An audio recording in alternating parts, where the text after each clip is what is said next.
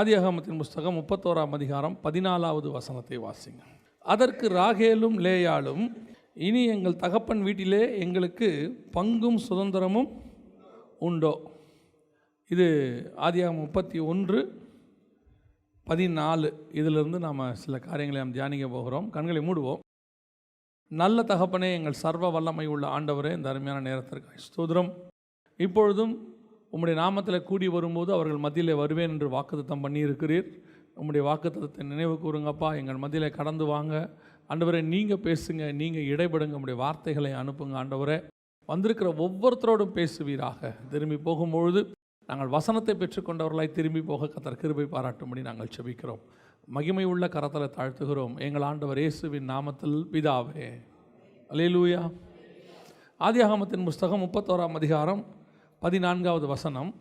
இந்த வசனம் என்ன சொல்லுதுன்னா, அதற்கு ராகேலும் லேயாளும், எங்கள் தகப்பன் வீட்டில் இனி எங்களுக்கு பங்கும் சுதந்திரமும் உண்டோ அப்படின்னு இருக்கு. அதாவது இப்போ நம்ம இதெல்லாமே நமக்கு தெரிஞ்ச சம்பவம் தான், பல முறை வாசித்த ஒரு சம்பவம். என்னென்னா, யாக்கோபோட கூட அவர்கள் ராகேலும் லேயாளும் புறப்படுகிறார்கள்.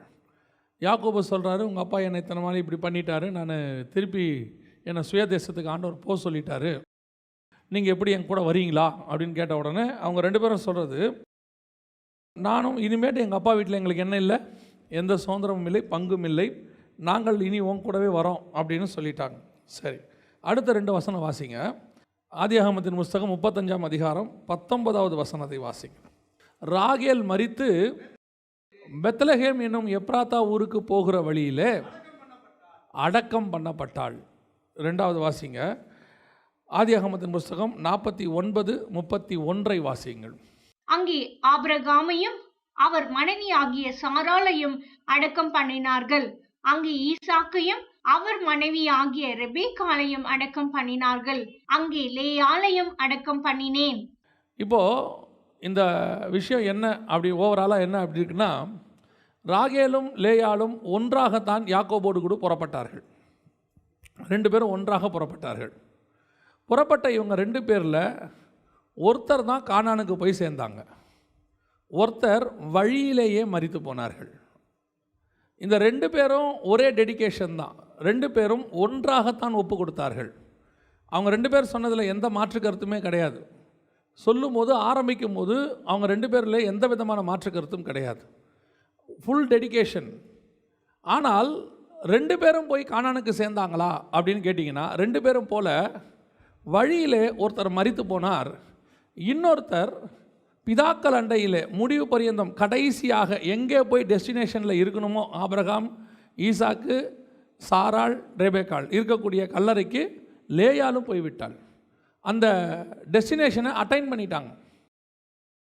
இன்றைக்கி ஆவிக்குரிய வாழ்க்கையில் இங்கே இருக்கிற அத்தனை பேருமே தொடங்கும் போது பர்ஃபெக்டாக தான் தொடங்கியிருக்கிறோம், எந்த மாற்று கருத்தும் இல்லை. ஆனால் பர்ஃபெக்டாக முடிப்போமா, அதுதான் கேள்வி. அதாவது விசுவாசத்தை துவக்கிறவரும் முடிக்கிறவரும், நல்ல போராட்டத்தை போராடினேன், விசுவாசத்தை காத்துக்கொண்டேன், ஓட்டத்தை முடித்தேன். டெஸ்டினேஷன் ரொம்ப முக்கியம், முடிவு ரொம்ப முக்கியம். ஆண்டவரே சொல்கிறார், முடிவை கவனித்துப்பார். நம்முடைய முடிவு கரெக்டாக இருக்குதா?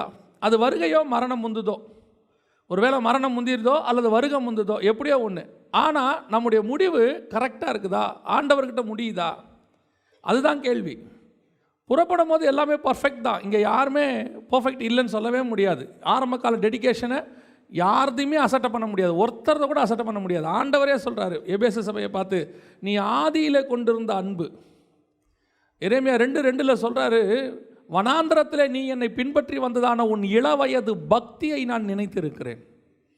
ஆண்டவர் இஸ்ரவேலை பார்த்து சொல்கிற வார்த்தை, வனாந்திரத்தில் நீ என்னை பின்பற்றி வந்த உன் இளவயது பக்தி, வாலிப பிராயத்தில் நீ என்னை பின்பற்றி வந்ததான அந்த ஆரம்பகால வைராக்கியம், அந்த ஸ்பிரிச்சுவாலிட்டி, எனக்குன்னு காட்டினதான அந்த வைராக்கியத்தை நான் நினைத்திருக்கிறேன். இன்னும் நினச்சிட்டு இருக்கிறார் ஆண்டவர். ஆனால் முடிவு எப்படி இருக்குது, அதுதான் ரொம்ப முக்கியம். குழந்தை எப்படி பிறக்குதுங்கிறது முக்கியமே இல்லை, எப்படி வாழ்க்கையை நம்ம கடைசியாக வாழ்ந்து முடிக்கிறோங்கிறது தான் முக்கியம். எத்தனையோ பரிசுத்தவான்களுடைய மரணத்தை சொல்லும்போது, எத்தனையோ பேருடைய ஆவிக்குரியவர்களுடைய மரணத்தை சொல்லும்போது, பாவங்க அவர் ரொம்ப கஷ்டப்பட்டார், பேசாமல் அவர் போயிடுறது தான் நல்லது அப்படின்னு சுற்றி இருக்கிறவங்க சொன்னதையும் நம்ம கேட்டிருக்கிறோம். அதே நேரத்தில் நல்ல நீதிமான் அந்த ஆள், யாருக்கும் எந்த தொல்லையும் இல்லாமல் நல்லபடியாக போய் சேர்ந்தார். நல்ல மரணத்தில் கூட நம்ம டிஃப்ரென்ஸ் வச்சுருக்கிறோம் பாருங்களேன். எல்லாத்துலேயும் ஆமாம், அது உண்மையும் கூட. அதாவது நாம் இப்போ இருக்கும்போது நமக்கு இதனுடைய விஷயங்கள் ஒன்றும் தெரிய மாட்டேங்குது, மேன்மைகள் ஒன்றும் தெரிய மாட்டேங்குது. கேஷுவலாக நம்ம எடுத்துக்கிறோம். ஓடுற ஓட்டத்தின் போது நாம் செய்கிற காரியங்கள். எப்போவுமே ஒரு காரியம் எனக்கு ஆண்டவர் சொல்லி கொடுத்தது, ரட்சிக்கப்படுவதற்கு முன்பதாக நீ செய்கிற பாவங்கள் அத்தனையும் ரட்சிக்கப்படுகிற அன்னைக்கே கர்த்தர் மன்னிச்சிட்டார். இயேசுவின் ரத்தத்தால் மொத்த பாவத்தையும் கழுவிட்டார். ஆனால் ரட்சிக்கப்பட்ட பிறகு நீ செய்கிற ஒவ்வொரு பாவத்திற்கும் ஒரு ஆக்கினை தீர்ப்பு உண்டு. கண்டிப்பாக நீ சரிக்கட்டுதல்னு ஒன்று உண்டு. நீதிமானுக்கு சரிக்கட்டுதல் பூமியில் நியமிக்கப்பட்டிருக்கு, கண்டிப்பாக உண்டு. நம்ம ரட்சிக்கப்பட்ட பிறகு பாவம் செஞ்சுட்டு ரட்சிக்கப்பட்ட முன்பு செஞ்ச பாவத்தோடு கூட ஒப்பிடுவோம். அப்போ ஆண்டவர் மன்னிச்சிட்டாரு, இப்போவும் மன்னிச்சிட்டாரு. அதில் எதுவும் இல்லை. மன்னிக்காமல் இருந்திருந்தால் அந்த மன்னிப்பு கிருபை, நம்ம சொல்கிறோம்ல கிருபை, ஆண்டவர் மன்னிச்சிட்டாரு. என்ன கிருபை? அவர் திருப்பி உனக்கு இன்னொரு சான்ஸ் கொடுத்துருக்கிறார் வாழ்கிறதுக்கு. ரட்சிக்கப்பட்ட பிறகு நீ செஞ்ச பாவத்துக்கு நியாயமாக உன்னை நீ அடித்து போட்டிருக்கணும். ஏன்னா ரட்சிக்கப்படுறதுக்கு முன்னாடி நீ தெரியாமல் செஞ்சோம். நம்ம ஏற்கனவே பார்த்துருக்குறோம். ஆதாமுடைய பாவத்திற்கும் ஏவாளுடைய பாவத்திற்கும் என்ன டிஃப்ரென்ஸ்? ஏவாளை பற்றி கர்த்தர் சொல்லும்போது ஸ்திரீயானவள் வஞ்சிக்கப்பட்டாள். ஆனால் ஆதாமை பற்றி சொல்லும்போது ஆதாமின் மீறுதல்கள். ஏன் ஆதாம் மீறுதல், ஏன் ஸ்திரீயானவள் வஞ்சிக்கப்பட்டாள்? நம்ம சொல்கிறோம் ஏவாள் தான் பழம் சாப்பிட்டாங்க, ஏவாள் தான் கொடுத்தாங்க. ஆனால் பைபிள் சொல்லும் போது சொல்லுது ஸ்திரீயானவளே வஞ்சிக்கப்பட்டாள். ஏன் வஞ்சிக்கப்பட்டாள்? ஆதாமின் மீறுதல்கள். ஏன் மீறுதல்கள் அப்படின்னு கேட்டிங்கன்னா, இந்த கமாண்ட்மெண்ட் கொடுக்கப்பட்டது யாருக்கு? பழம் சாப்பிட வேணான்னு சொல்லப்பட்டது ஆதாமுக்கு. அதற்கு பிறகு தான் ஏவாள் உருவாக்கப்பட்டாங்க. ஆதாம் வழியாகத்தான் ஏவாளுக்கு சொல்லப்பட்டது. அந்த அம்மா கேட்டு தெரிஞ்சுக்கிட்டாங்க. ஆனால் இவனுக்கு ஆண்டவர்கிட்ட வந்த கமாண்ட்மெண்ட், இவன் ரட்சிக்கப்பட்ட பிறகு செய்கிற பாவம் மாதிரி அது. அந்த அம்மாவுக்கும் ஆண்டவர் சில ஆக்கினை கொடுக்குறாரு, இல்லைன்னு சொல்லலை. ஆனால் ஏன் வஞ்சிக்கப்பட்டதுக்கும் மீறுதலுக்கும் உள்ள டிஃபரன்ஸ்? நீ பாவம் ஆண்டவரை ஏற்றுக்கொண்ட பிறகு செய்கிற பாவத்துக்கு பேர் மீறுதல். ஆண்டவரை ஏற்றுக்கொள்வதற்கு முன்பதாக செய்யப்படுறது நீ பிசாசினால் வஞ்சிக்கப்படுறீங்க, அதனால் செய்யப்பட்டோம். இன்றைக்கி தொடங்கின 2 பேர், தங்கள் ஓட்டத்தை தொடங்கின 2 பேர் கரெக்டாக முடித்தாங்களா அப்படின்னு பார்த்தா ஒருத்தர் முடிக்கிறாங்க, ஒருத்தர் முடிக்கலை. இயேசுமே சொல்லும் போது சொல்கிறார், 2 பேர் இருந்தார்கள், ஒருவன் எடுத்துக்கொள்ளப்பட்டான், ஒருவன் கைவிடப்பட்டான். 2 பேர் படுத்திருந்தார்கள், ஒருவன் எடுத்துக்கொள்ளப்பட்டான், ஒருவன் கைவிடப்பட்டான். 2 பேர் வயலில் இருந்தார்கள், ஒருவன் எடுத்துக்கொள்ளப்பட்டான், ஒருவன் கைவிடப்பட்டான். 2 ஸ்திரீகள் திரித்து கொண்டிருந்தார்கள், ஒருவன் எடுத்துக்கொள்ளப்பட்டால், ஒருவன் கைவிடப்பட்டால். ஏன் அந்த ஒருத்தி கைவிடப்பட்டா? அதான் கேள்வி. சபை என்பது இப்போ இங்கே 2 பெண்கள் இருக்கிறாங்க, ராகேல் லேயாள், 2 பேர் இருக்கிறாங்க. 2மே 2 சபைக்கான அடையாளங்கள். ஏன்னா கலாத்தியருக்கு எழுதும் போது பவுல் சொல்கிறாரு, சாராளையும் ஆகாரையும் பற்றி சொல்லும்போது இவைகள் ஞான அர்த்தம் உள்ளவைகள், இவைகள் 2ம் 2 ஏற்பாடுகளாம் அப்படின்னு சொல்கிறார். நியாயப்பிரமாணம், கிருபையின் பிரமாணங்கிறார். அந்த மாதிரி நம்ம எல்லாருக்கும் தெரியும், ஸ்திரீ என்பது சபையை குறிக்கிறதான ஒரு வார்த்தை. இங்கே 2 ஸ்திரீகள், 2 சபைகள் புறப்படுகிறார்கள். 2 பேருமே ஒரே மணவாளனுக்கு நியமிக்கப்பட்டவங்க தான். ஆனால் சபையில் ஒன்று போய் சேர்ந்துருச்சு, டெஸ்டினேஷனுக்கு ஒன்று போய் சேரல. அப்போ இன்றைக்கி நம்ம என்ன பார்க்க போகிறோம் அப்படின்னா, எனக்கு கொடுக்கப்பட்ட அழைப்பிலே நான் சரியாய் தொடங்கிட்டேன். கர்த்தர் கிருபையாக என்ன ஆரம்பிக்க வச்சுட்டார். ஆனால் முடிக்க வைக்கிறதும் அவர் கையில் தான் இருக்குது. கிருபையினால தான் ஓடி முடிக்கிறோம். ஆனால் நான் ஓடுவேனாங்கிறது தான் கேள்வி. அந்த ஓட்டத்தை நான் ஓடுவேனா? 2 பேருக்கும் ஒரே அழைப்பு தானே யாக்கோபு கொடுத்தாரு. 2 பேருக்கும் கானானுக்கு போகிறது தானே கூட்டிகிட்டு வந்தார். ஆனால் ஒருத்தி வழியிலேயே மரித்து போனாள். பெத்லகேமுக்கு போகிற வழியிலேயே மரித்து போனாள். அவள் எங்கே அடக்கம் பண்ணப்பட்டாலும் கூட இல்லை, வழியிலேயே. அவளுடைய இடம் கூட நினைவு கூறப்படவில்லை. நான் இந்த இடத்துல வச்சு அவளுக்கு ஒரு கல் தூணை எழுப்பி அங்கே ஒரு கல்லறையை கட்டியிருக்கிறேன் பாருங்கள். சாராளுக்கு கல்லறை வாங்கினா யார்? ஆபிரகாம் கல்லறை வாங்குறாரு, சாராளுக்குன்னு வாங்குறாரு. யாக்கோபு நினச்சிருந்தா ராகேலுக்கு என்ன பண்ண முடியும்? ஒரு கல்லறை வாங்கியிருக்க முடியும். ஏன்னா அவன் லேயாளை விட அதிகமாக நேசித்தது யாரைத்தான்? ராகேலைத்தான். ஆனால் கர்த்தருடைய திட்டம் ராகேல் கானானுக்குள் பிரவேசிக்க கூடாது. அவள் வழியிலேயே மரித்து போகிறதான். அவளுக்கு அடையாளமே இல்லை. இப்போ எங்கே இருக்கிறாங்க? இன்றைக்கி வேணால் சொல்லிக்கிட்டு இருப்பாங்க, இது ராகேல் கல்ற, அது இயேசு கல்ற அப்படின்னு சொல்லிட்டு இருப்பாங்க. ஆனால் பைபிளில் என்னவும் சொல்லலை, எந்த அடையாளமும் இல்லை. பைபிளில் வந்துங்க ஒவ்வொரு விஷயமும் ரொம்ப இம்பார்ட்டண்ட்டாக நமக்கு ஞானார்த்தமாக கொடுக்கப்பட்டிருக்கு. ஆவிக்குரிய வாழ்க்கையினுடைய ஆரம்பமும் முடிவும் ரொம்ப முக்கியம். ஸ்பெசிஃபிகேஷனாக இப்போ பாருங்கள், ராகேல் மரித்தாங்க, வழியில் மரித்தாங்க. இவங்களை கொண்டு போய் கானானுக்குள்ள அந்த மக்பேலா குகையில் நினச்சிருந்தா வைக்க முடியுமா முடியாதா? நினச்சிருந்தா, யாக்கோபை நினச்சிருந்தா முடியுமா முடியாதா? முடியும். ஏன் முடியும்னா, இதே யாக்கோபை எகிப்தில் சாவுறாரு. அவர் வழியில் கூட சாவலை, அவர் எகிப்தில் சாகிறாரு. எகிப்தில் சாகிற யாக்கோபு கேட்குறாரு, என்னை என்ன பண்ணிடு, என்னை கொண்டு போய் எகிப்தில் புதைச்சிடாத, என்னை கொண்டு போய் எங்கே போட்டுரு, அங்கே என் பிதாக்கள் கல்லறையில் வச்சிருன்னு. யோசேப்பு பார்வோன்ட்டு அனுமதி வாங்கி கொண்டு போய் வச்சுட்டு வரான் பாருங்க. எகிப்திலிருந்து போய் வச்சுட்டு வரான். அவ்வளவு தூரம் வைக்க முடிஞ்சவனுக்கு ஒரு ராகேலை கொண்டு போய் கல்லறையில் வைக்க முடியாதா? நினச்சிருந்தா முடியும், கர்த்தர் நினச்சிருந்தா முடியும். ஆனால் கர்த்தருடைய திட்டம் ராகேல் அங்கே பிரவேசிப்பது கிடையாது. கல்லறைக்குள்ளே யார் இருக்கணும் யார் இருக்கக்கூடாதுன்னு கர்த்தர் நிர்ணயம் பண்ணுறார். தாவீது நகரத்தில் அடக்கம் பண்ண மாட்டான். சவுல் தலையை வெட்டி வனாந்தரத்தில் ஒரு இடத்துல மரத்துக்கு கீழே செத்து போனான். முடிவு ரொம்ப முக்கியம். ஆரம்பம் போதோ ஓடும் போதோ அல்லது வாலிப பிராயத்திலையோ அல்லது கொஞ்சம் வயசாகிற காலத்திலையோ நம்ம ஓடுற ஓட்டத்தை நமக்கு ஒரு ஆடுற ஆட்டம் ஓடுற ஓட்டம்பாங்க. ஆனால் முடிவு எப்படி இருக்குது, அந்த பயம் மட்டும் நமக்கு எப்போவுமே இருக்கணும். அது வருகையில் முடிக்கிறோமோ மரணத்தில் முடிக்கிறோமோ. இன்றைக்கி இயேசு வருவார், சோத்திரம். ஆனால் இன்றைக்கி நான் எப்படி முடிப்பேன், இன்றைக்கி இயேசு வந்தால் எப்படி முடிப்பேன், அதான் கேள்வி. ராகேலுக்கும் லேயாளுக்கும் அப்படி என்ன பெரிய வித்தியாசம்? யாக்கோபின் இடத்துல வித்தியாசம் இல்லை. இவளுக்கும் 7 வருஷம் வேலை செஞ்சுருக்கிறான், அவளுக்கும் 7 வருஷம் வேலை செஞ்சுருக்கிறான். எந்த மாற்று கருத்தும் இல்லை. இன்னும் சொல்ல போனால் அவன் 14 வருஷமும் ராகேலுக்காக தான் வேலை செஞ்சான். அதான் லிட்ரலாக பார்த்தா, யாக்கோபுடைய கணக்கின்படி பார்த்தா அவன் 14 வருஷமும் யாருக்காக தான் வேலை பார்த்துருக்கிறான்? ராகேலுக்காக தான் வேலை பார்த்துருக்கிறான். ஆனால் கணக்கு லேயாளுக்கு 7, ராகேலுக்கு 7. தேவனுடைய பார்வையில் எந்த பாரபட்சமும் இல்லை. கர்த்தர் பாரபட்சம் இல்லாதவர். அழைப்பு எல்லாருக்கும் ஒன்றாக தான் கொடுக்கப்படுகிறது. கிறிஸ்து எல்லாருக்காகவும் தான் பாடு அனுபவித்தார். கிறிஸ்து எல்லாருக்காகவும் தான் ரத்தம் சிந்தினார். கிறிஸ்துவின் பாடுகளிலே இஸ்ரவேலுக்கு தனி, புறஜாதியாருக்கு தனி என்று இல்லை. கிறிஸ்துவின் பாடுகளிலே இஸ்மவேலுக்கு தனி, ஈசாக்குக்கு தனி என்று இல்லை. கிறிஸ்துவினுடைய பாடுகள் எல்லாருக்கும் பொது. இயேசு கிறிஸ்துவின் ரத்தம் சகல பாவங்களையும் நீக்கும், எல்லாருக்கும் பொது. ஆனால் அப்படி ரத்தத்தால் கழுவப்பட்டு அழைக்கப்பட்டு கொண்டு வரப்பட்டவங்களில் ஒரு கூட்டம் வழியிலே மரித்து போகிற கூட்டம், ஒரு கூட்டம் முடிவு பரியந்தம் ஓடி கானானுக்குள்ளே பிரவேசிக்கிறதான ஒரு கூட்டம். இப்போ நாம் இது ரெண்டுத்துக்கும் உள்ள டிஃப்ரென்ஸை மட்டும்தான் பார்க்க போகிறோம். என்ன காரணமாக இருக்கும், எது எதெல்லாம் இவங்க ராகேல் பிரவேசிக்காமல் போனதுக்கு காரணம் அப்படின்னு சொல்லி தான் பார்க்க போகிறோம். வாசிங்க, முதலாவதாக வாசிங்க ஆதியாகமத்தின் புஸ்தகம் 31ஆம் அதிகாரம் 33, 34 வாசிங்க. ஆதியாகமம் 31, 33, 34. அப்பொழுது லாபான் யாக்கோபின் கூடாரத்திலும் லேயாளின் கூடாரத்திலும் 2 வேலைக்காரிகளின் கூடாரத்திலும் பிரவேசித்து பார்த்தும் ஒன்றும் கண்டுபிடிக்கவில்லை. பின்பு லேயாளின் கூடாரத்தை விட்டு ராகேலின் கூடாரத்துக்கு போனான். ராகேல் அந்த சுரூபங்களை எடுத்து ஒட்டக சேனத்தின் கீழ் வைத்து அதன் மேல் உட்கார்ந்திருந்தாள். லாபான் கூடாரம் எங்கும் தடவி பார்த்தும் அவைகளை கண்டுபிடிக்கவில்லை. முதலாவது ராகேலுக்கும் லேயாளுக்கும் என்ன வித்தியாசம்? 2 பேரும் தகப்பன் வீட்டை விட்டு வரும்போது ஒன்றாக தான் புறப்பட்டார்கள். ஆனால் லேயாள் முழுவதுமாக யாக்கோபை நம்பி தன் தகப்பன் வீட்டிலிருந்து ஒன்றும் எடுத்துக்கொண்டு வரவில்லை. ஆனால் ராகேலோ எது அருவருக்கத்தக்கதோ, கர்த்தர் எதை விரும்பவில்லையோ, கானானுக்குள் எது பிரவேசிக்க கூடாது என்று கர்த்தர் கட்டளையிட்டாரோ அதை எடுத்துக்கொண்டு வந்தாள். ராகேல் கானானுக்குள்ளே போகாமல் இருக்கிறதுக்கு காரணம் என்ன? ராகேல் கையில் இருக்கிறது கானானுக்கு போகக்கூடாது. ராகேல் கையில் இருக்கிறது எங்கே போகக்கூடாது? கானானுக்குள்ளே பிரவேசிக்கக்கூடாது. ஏன்னா கானான் வாக்குத்தத்தம் பண்ணப்பட்ட தேசம். தேவன் உங்களை எண்ணி அழைச்சிருக்கிறாரு. அழைச்சிருக்கிற போது நீங்களும் நானும் பரலோகத்துக்கு போகணுங்கிறது எதை பேஸ் பண்ணியிருக்கு? நம்ம கையில் இருக்கிறத பேஸ் பண்ணியிருக்குது. இந்த பூமியில் நீ கர்த்தர் அருவருக்கிற காரியத்தை நீ வச்சிருப்ப.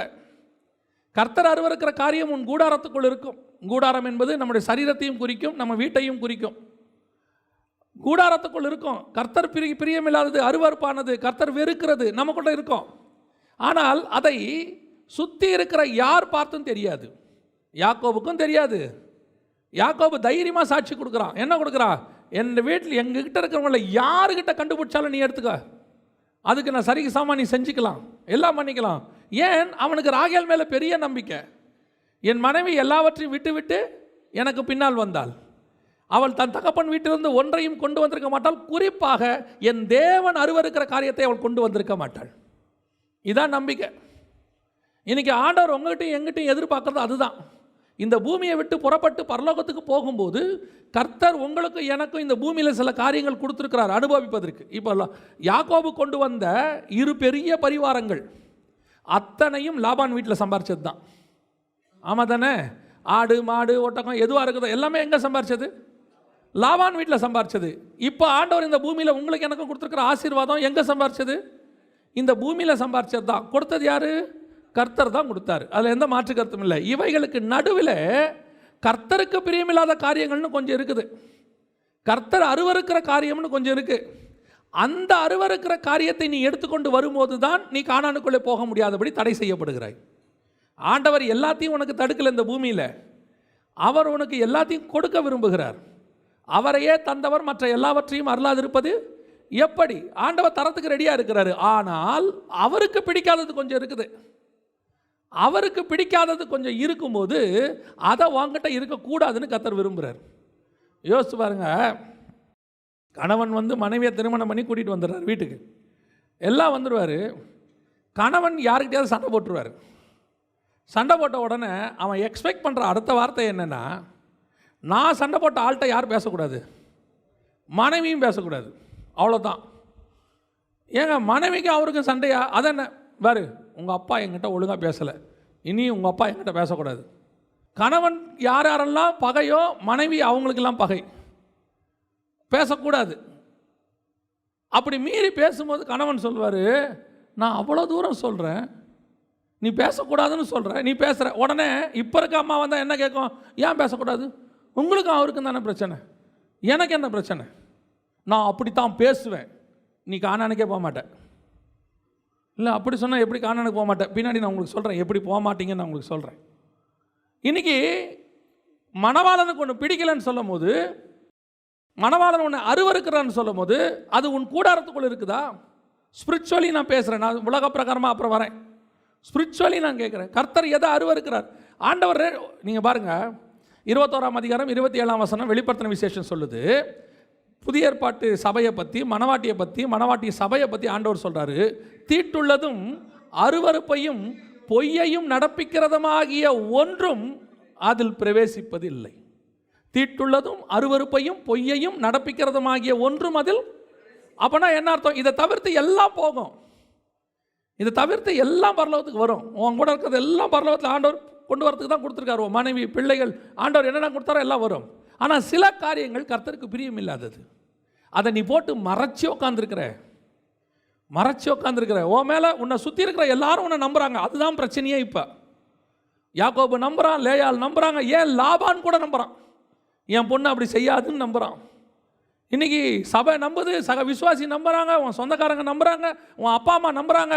நீ செய்யும் போது கேட்குறாங்க, இவனா இப்படி செஞ்சான், இவனா இப்படி செஞ்சிட்டான், இவளா இப்படி செஞ்சிட்டா.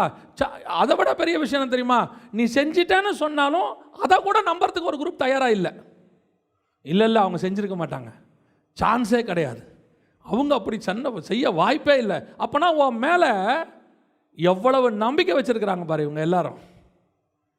அப்போ இவங்களே இவ்வளோ நம்புகிறாங்கன்னா பரலோகம் எவ்வளோ நம்பும் ஒன்று.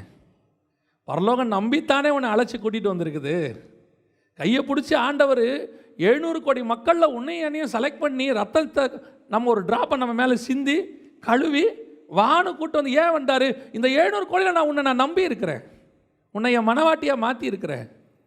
ஆனால் நீ எனக்கு தெரியாமல் இப்படி ஒரு களவாட்டுத்தனம் பண்ணினது என்ன? நீ நினச்சிட்ட யாருக்கும் தெரியாது, நம்ம நினச்சிட்டோம் யாருக்கும் தெரியாது, அப்படியே கானானுக்கு அப்படியே போயிடலாம். வந்துட்டோம் எப்ராத்தா வந்துட்டோம், பெத்லகேமுக்கு வந்துட்டோம், தோ கொஞ்சம் தூரம்தான். பார்த்தாரு, ஸ்டாப், நிறுத்து. நீ 20 வருஷம் ஆவிக்குரிய வாழ்க்கையில் ஓடினியா, 30 வருஷம் ஓடினியா, 40 வருஷம் ஓடினியான்னு முக்கியம் இல்லை, உனக்கு நியமிக்கப்பட்ட மொத்தத்தையும் ஓடி முடிச்சாங்கிறது தான் கேள்வி. 40 ஓடி 41 வருஷம் கர்த்தர் உனக்கு வச்சிருக்கிறாரு. 40 ஓடி 1 வருஷம் ஓடாமல் செத்துட்டினா கதை முடிஞ்சு இல்லை? 12 சப்ஜெக்டில் 11 சப்ஜெக்டில் 99 எடுத்துகிட்டு ஒரு சப்ஜெக்டில் 34 எடுத்தாலும் ஃபெயில் தானே, அவ்வளோதானே? ஐயோ அவர் எல்லாத்துலேயும் 99ங்க, இந்த ஒன்றில் தான் ஓரமாக உட்கார சொல்லுங்க, ஓரமாக உட்கார. ஏன் அடுத்த வருஷம் வர சொல்லுங்கள். ஏன் ஃபெயில் இஸ் ஃபெயில். ஏன் உன்னை அழைத்த தேவன் அப்படிப்பட்டவர். உன்னை அழைத்த யாக்கோபு எப்படிப்பட்டவன் தெரியுமா? எங்கள் மாமா வீட்டிலேருந்து ஒன்றை கூட தொட மாட்டேன் நான். எடுத்து செக் பண்ணி பார்த்துக்கியா, என்கிட்ட செக் பண்ணு. என் தேவன் அப்படி பரிசுத்தர், என்னுடைய மணவாளன் அப்படி ஒரு பரிசுத்தர். அவர் சொல்கிறாரு, என்னில் குற்றம் உண்டு என்று உங்களில் யாராவது சொல்ல முடியுமா? சரி, மனுஷனே சொல்ல முடியாது, விடு பரவாயில்ல, பிசாசு வரான். ஆண்டவர் சொல்கிறாரு, உலகத்தின் அதிபதியானவன் என்னிடத்தில் வருகிறான், அவனுக்கு என்னிடத்தில் ஒன்றுமில்லை, வந்து பாரியா, செக் பண்ணி பாரியா. அந்த தைரியம், வைராக்கியம், அந்த வைராக்கியம் யாக்கோபுக்கு இருந்துச்சு, அந்த வைராக்கியம் பவுலுக்கு இருந்துச்சு, அந்த வைராக்கியம் மோசேக்கு இருந்துச்சு. அதனால தான் அவங்க கானானுக்குள்ளே போகிறதுக்கு வழிவகை செஞ்சாங்க. மோசே போலன்னு சொல்லாதீங்க, மோசே மாம்சத்தில் போல ஆவியில் தேவனோட மருவமலையில் போய் உட்காந்துட்டான். ஏன்னா அவன் அவ்வளோ உண்மை உள்ளவன். வசனம் சொல்லுது. இன்றைக்கி நாம் அப்படி இருக்கிறோமா? இன்றைக்கி எதெல்லாம் மறைச்சிட்டு மேலே போட்டு உட்காந்துருக்குறோம், ஒன்றும் தெரியாத மாதிரி. நம்ம ஊரில் சொல்லுவான், முழு பூசணிக்காயை சாப்பாட்டில் மறைக்கிறான். ராகேல் சொரூபத்தை என்ன பண்ணிட்டாலாம், சொரூபத்தை போட்டு மறைச்ச உடனே அந்த உலகத்தின் மேலே ஒரு ஆசை வந்த உடனே அது எது வேணாலும் இருக்கும், எது வேணாலும் இருக்கும். நீங்கள் பெரிய லெவல் பாவத்துக்கு போயிடாதீங்க. விபச்சாரம், வேசி மார்க்கம், இச்சை, கண்களின் இச்சை, ஜீவனத்தின் பெருமை, மாம்சத்தின் இச்சை, அதுவும் இருக்குது, அதுக்கு போயிடாதீங்க. ஏன், ஒரு சின்ன விஷயத்துக்கே வந்துங்களேன், ஒரு சின்ன விஷயம்.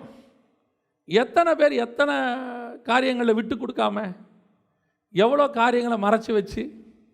இதில் யோசித்து பாருங்கள், அந்த சொரூபம் உள்ளே வந்த உடனே ஆட்டோமேட்டிக்காக பொய் வருது பார்த்தீங்களா?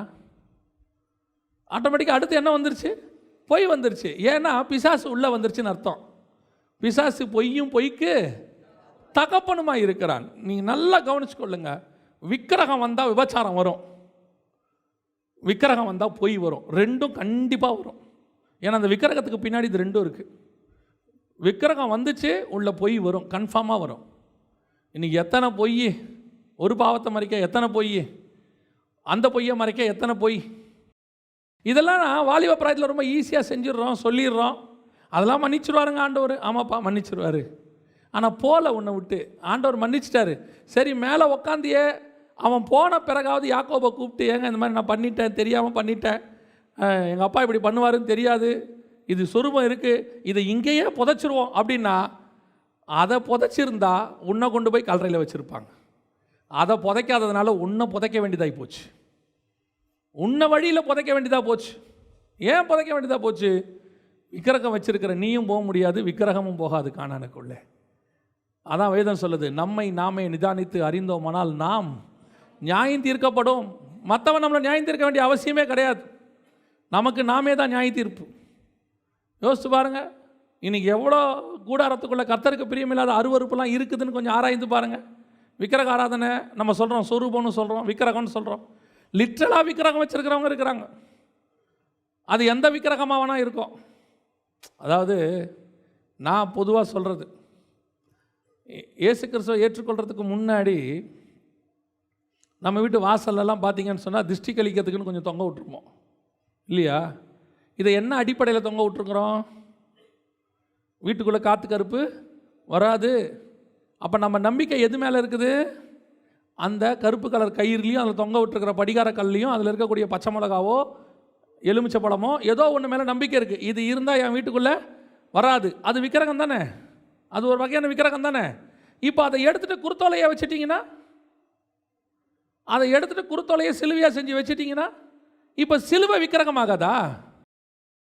இப்போ நம்மளுக்கு ஸ்பிரிச்சுவல் ஆயிடுச்சு இது. அது எப்படி சிலுவை விக்கிரகமாகும்? அது எப்படி? பொருள் தான் மாறி இருக்கு, உன் பயம் மாறல, உன் நம்பிக்கை மாறல. உன் நம்பிக்கை எது மேலே இருக்குது? அந்த பொருள் மேலே இருக்குது. இது இருந்தால் என் வீட்டுக்குள்ளே பாவம் வராது, என் வீட்டுக்குள்ளே பிசாசு வராதுன்னு. சிலுவையை பார்த்து பிசாசு உள்ளே வராமல் இருக்க மாட்டான், உன்னை பார்த்து உனக்குள்ளே இருக்கிற ஆண்டவரை பார்த்து தான் உள்ளே வராமல் இருப்பான். அப்போ என் நம்பிக்கையும் என் விசுவாசமும் கொஞ்சம் கொஞ்சமாக பொருளாக மாறி இருக்குது, வேற பொருளுக்கு மாறி இருக்கே ஒழிய தேவனிடத்தில் மாறல. ஒரு விதமான ஆவிக்குரிய விக்கிரகம் என் வீட்டுக்குள்ளே இருக்க தான் செய்யுது, இருக்குதான். ஏதோ ஒன்று மேலே ஒரு பயம், ஏதோ ஒன்று மேலே ஒரு நம்பிக்கை. பயப்படக்கூடாதுன்னு ஆண்டவர் சொல்கிறாரு, நீ பயப்படுற. அது எது மேலே? பிசாசு மேலேயோ, பில்லி சூனிய மேலேயோ, கட்டு மேலேயோ. ரட்சிக்கப்பட்டவங்கள சொல்கிறேன். யாரோ எனக்கு கொஞ்சம் பில்லி சூனியம் செஞ்சிட்டாங்க போல, செய்ய முடியாதுங்க. வசனம் அப்படித்தானே சொல்லுது. யாக்கோபுக்கு விரோதமாய் மாந்திரீகம் இல்லை, இஸ்ரவேலுக்கு விரோதமாய் செய்கிறவன் தான் சாவானே ஒழிய நான் சாவ மாட்டேங்கிற நம்பிக்கை உனக்கு வந்துடணும்ல. உன்னுடைய நம்பிக்கை இப்போ எது மேலே போயிருச்சு? இதுலேருந்து தப்பிக்கிறதுக்கு என்ன பண்ணலாம்? அதுக்கு ஆல்டர்னேட்டாக நீ ஒன்று தேடுற. இப்போ இன்னைக்கு இருக்கு, கிறிஸ்தவத்துக்குள்ளே இருக்குது. ஆண்டவர் பயப்படாதனா நீ பயப்படுற, ஆண்டவர் தைரியமாக இருந்தா நீ தைரியமாக இருக்க மாட்டேங்கிற. எதை பார்த்து பயப்பட வேணாங்கிறாரோ அதை பார்த்து பயப்படுற, எதை மேலே தைரியமாக இருங்கிறாரோ அது மேலே தைரியமாக இருக்க மாட்டேங்கிற. ஆனால் கேட்டு பாருங்க, we are spiritual life. இன்னைக்கு எத்தனை விதமான விக்கிரகம் இருக்குது வீட்டுக்குள்ளே. நம்மளை பொறுத்த வரைக்கும் விக்கிரகம்னா என்ன? புறஜாதியாருடைய சிலை, அவ்வளோதானே. அதெல்லாம் பழசு, அதை விட்டுட்டு வந்துட்டோம். இப்போ வேறு ஆவிக்குரிய விக்கிரகத்தை வச்சுருக்கிறான் வீட்டுக்குள்ளே. எல்லா விதமான விக்கிரகம். வாசிங்க 1 சாமுவேலின் புஸ்தகம் 15ஆம் அதிகாரம் 23வது வசனம் வாசிங்க. ரெண்டகம் பண்ணுதல், பில்லி சூனிய பாவத்திற்கும் முரட்டாட்டம் பண்ணுதல், அவபக்திக்கும் விக்கிரக ஆராதனைக்கும் சரியாயிருக்கிறது. அப்படின்னா என்ன அர்த்தம்? முரட்டாட்டம் பண்ணுதல், அவபக்தி, இது ரெண்டும் எதுக்கு சமமானமாக இருக்குது? விக்கிரக ஆராதனைக்கு சமமாக இருக்குது. இப்போ எதை போட்டு மூடி வச்சிருக்கிறா? விக்கிரகத்தை, சொரூபத்தை போட்டு மூடி வச்சிருக்கிறா. இப்போ நீ எது மேலே உட்காந்துருக்கிற? உள்ளுக்குள்ளே எண்ணத்தை போட்டு மறைச்சிருக்கிற? முரட்டாட்டத்தையும் அவபக்தியையும். இப்போ நான் சொன்னேனே பயம், அதுக்கு பேர் தான் அவபக்தி. எது மேலே உட்காந்துருக்கோம்? அவபக்திக்கு மேலே. உள்ளுக்குள்ளே என்ன இருக்குது? அவபக்தி இருக்குது, பயம் இருக்குது. ஆனால் பாடும்போது என்ன பாட்டு பாடுறோம்? சிங்கத்தின் மேலும் நடந்து வலு சர்ப்பத்தையும் மீதிப்பாய். ஆனால் பயம் இருக்கு பாருங்களேன். பைபிளில் ஆண்டவர் எதை பார்த்து பயப்படணும், எதை பார்த்து பயப்படக்கூடாதுன்னு கரெக்டாக சொல்லிட்டார். நீ கிட்டத்தட்ட பூமியில் இருக்கிற எதை பார்த்துமே நீ என்ன செய்யக்கூடாது? பயப்படக்கூடாது. நீ பயப்பட வேண்டியது தேவனுக்கு மட்டும்தான், வேறு எதுக்கும் நீ பயப்படக்கூடாது. அதுவும் புதிய ஏற்பாட்டில் தேவனிடத்தில் பயமே இல்லை, அன்பு தான். அவருடைய பராக்கிரமத்தை கண்டு பயப்படணும், அவருடைய பரிசுத்தத்தை கண்டு பயப்படணும். அது வேற. இந்த மாதிரி என்னால் இருக்க முடியல ஆண்டவரேன்னு அது வேற. இன்றைக்கி நமக்கு எது மேலே இருக்குது பயம்? எதுக்கு எடுத்தாலும் பயம். காற்றை கண்டா பயம், கருப்பை கண்டா பயம், சுடுகாட்டு பக்கம் போன பயம், எல்லாத்துக்கும் பயம். இன்றைக்கி நம்ம அப்படி தான் இருக்கிறோம். ஆவிக்குரியவங்க அப்படி இருக்கிறாங்க, அதான் ரொம்ப முக்கியம். ஆனால் வெளியே பார்க்கும்போது ஸ்பிரிச்சுவல் ஆவிக்குரிய சபை பாடும் போதெல்லாம் கம்பீரமாக பாடுறது, எல்லாம் பண்ணுறது. ஆனால் தனியாக நைட்டு வீட்டில் தூங்க மாட்டாங்க. பயம். வாசிங்க வெளிப்படுத்தின விசேஷம் 21ஆம் அதிகாரம் 8ஆம் வசனம். 21:8 வாசிங்க. பயப்படுகிறவர்களும் அவிசுவாசிகளும் அருவருப்பானவர்களும் கொலை பாதகரும் விபசாரக்காரரும் சூனியக்காரரும். நல்லா கவனிங்களேன். விபச்சாரம், விக்கிரகாதனை, கொலை பாதகம், இதுக்கெல்லாம் ஈக்குவல் என்னது? பயப்படுறது. அங்கே வசனம் இருக்கு பாருங்க. இதுக்கெல்லாம் ஈக்குவல் பயப்படுறது. அவபக்தி. ரெண்டாவது முரட்டாட்டம் பண்ணுதல். கர்த்தருக்கு பிடிக்காத ஒரு விஷயம் முரட்டாட்டம், ஆண்டவருக்கு பிடிக்காதது. ஆவிக்குரியவங்க வீடாக இருக்கட்டும், ஆவிக்குரிய சபையாக இருக்கட்டும், சபைக்குள்ளே நீ முரட்டாட்டம் பண்ணக்கூடிய விசுவாசி, சபைக்குள்ளே முரட்டாட்டம், வீட்டுக்குள்ளே முரட்டாட்டம் பண்ணக்கூடிய கணவன் மனைவி பிள்ளைகள் கர்த்தருக்கு அருவருப்பானவர்கள். கர்த்தருக்கு அருவருப்பானவர்கள். இன்றைக்கி கடைசி காலத்தில் இது எல்லார் வீட்லேயும் இருக்குது, எல்லா சபையிலையும் இருக்குது. அது என்ன சாபம்னு தெரியல. நிறைய சபை முரட்டாட்டம். அதாவது ரொம்ப ஆச்சரியம் என்னென்னா, ஒரு காலத்தில் நான் சொல்கிறது 30 வருஷத்துக்கு முன்னாடி திடீர்னு சபையில் இருக்கிற ஒரு அசிஸ்டண்ட்டோ விசுவாசியோ சபை ஆரம்பிக்கணும் அப்படின்னு சொன்னால் போய் ஊழியக்காரர்கிட்ட சொல்லுவார். சில ஊழியக்காரங்க ஒத்துக்கிட்டு ஜோம் பண்ணி அனுப்புவாங்க, போயிட்டு வாங்கன்னு. சில ஊழியக்காரங்க அதெல்லாம் முடியாது அப்படின்னு சொல்லுவாங்க. ஆனால் அப்படி போகிறவங்க சமாதானமாக போயிடுவாங்க. அவங்க அனுப்புகிறாங்களோ இல்லையோ, ஆண்டவர் சொன்னார் நான் போகிறேன்ட்டு அவன் போயிடுவான். இப்போ அப்படி இல்லவே இல்லை. இன்றைக்கி சபை எப்படி இருக்குது? சண்டை இல்லாத சபை ரொம்ப கம்மி. சண்டை இல்லாத சபை. உள்ளுக்குள்ளே சண்டை, அடிதடி, பிரிவினை, போலீஸ் வருது, முரட்டாட்டம். ஏன் எப்போ உனக்கு ஒரு முரட்டாட்ட சுபாவம் வந்துருச்சோ, நான் என்னது என் உரிமை அப்படின்னு நீ போராட்டத்தை சபைக்குள்ளே கொண்டாந்துட்டியோ, எப்போ கர்த்தருக்கு பிரியமில்லாத சவுண்டு சபைக்குள்ளே வந்துருச்சோ, அன்னையோட நீ விக்கிரகத்தை மேலே போட்டு உக்காந்துருக்கேன்னு அர்த்தம். நீ ஒரு ராகேல். அப்படி பண்ணுற ஆள் கானானுக்கு போக மாட்டான், அப்படி பண்ணுற வீடும் போகாது. எப்போ பாருங்கள் நிறைய வீட்டில் முரட்டாட்டம். ஒன்று இப்படி சொன்னால் அப்படி, அப்படி சொன்னால் இப்படி. அது கணவனோ மனைவியோ பிள்ளைகளோ யாரோ மொத்தமாகவே. விட்டு கொடுக்குற சுபாவங்கிறது முற்றிலும் போச்சு. வசனம் சொல்லுது, கணவன் முரட்டாட்டம் பண்ணுறவனா இருந்தால் மனைவி தன் நல்ல நடக்கையினாலே, கற்புள்ள நடக்கையினாலே அவனை என்ன பண்ணணும்? ஆதாயம் பண்ணி கொள்ளணும். ஒருவேளை மனைவியானவள் அப்படி இருந்தால் கணவன் அவளை ஆதாயம் பண்ணி கொள்ளணும். ரெண்டுத்துக்கும் பைபிளில் வசனம் இருக்குது. இன்றைக்கி எத்தனை வீட்டில் டிவோர்ஸ், எத்தனை வீட்டில் பிரிவினை, எத்தனை பேர் பிரிஞ்சிருக்கிறான்? காரணம் என்ன? முரட்டாட்டம். அன்னைக்கு நம்ம அப்பா அம்மாக்கள் அந்த தாத்தா காலத்தில் பார்த்தீங்கன்னு சொன்னால் எவ்வளோக்கு எவ்வளோ விட்டு கொடுக்க முடிஞ்சிச்சோ அவ்வளோக்கு என்ன பண்ணாங்க? விட்டு கொடுத்து குடும்பத்தை நடத்தி எப்படியாவது ஓடி முடிக்கணும், கானானுக்கு போயிடணும்னு நினச்சாங்க. யார் வீட்லேயும் பிரச்சனை இல்லாமலாம் கிடையாது, எல்லா வீட்லேயும் பிரச்சனை இருந்துச்சு. அப்போல்லாம் 5 அண்ணன் தம்பி, 8 அக்கா தங்கச்சி, அந்த வீடுகள்லேயே என்ன இருந்துச்சு?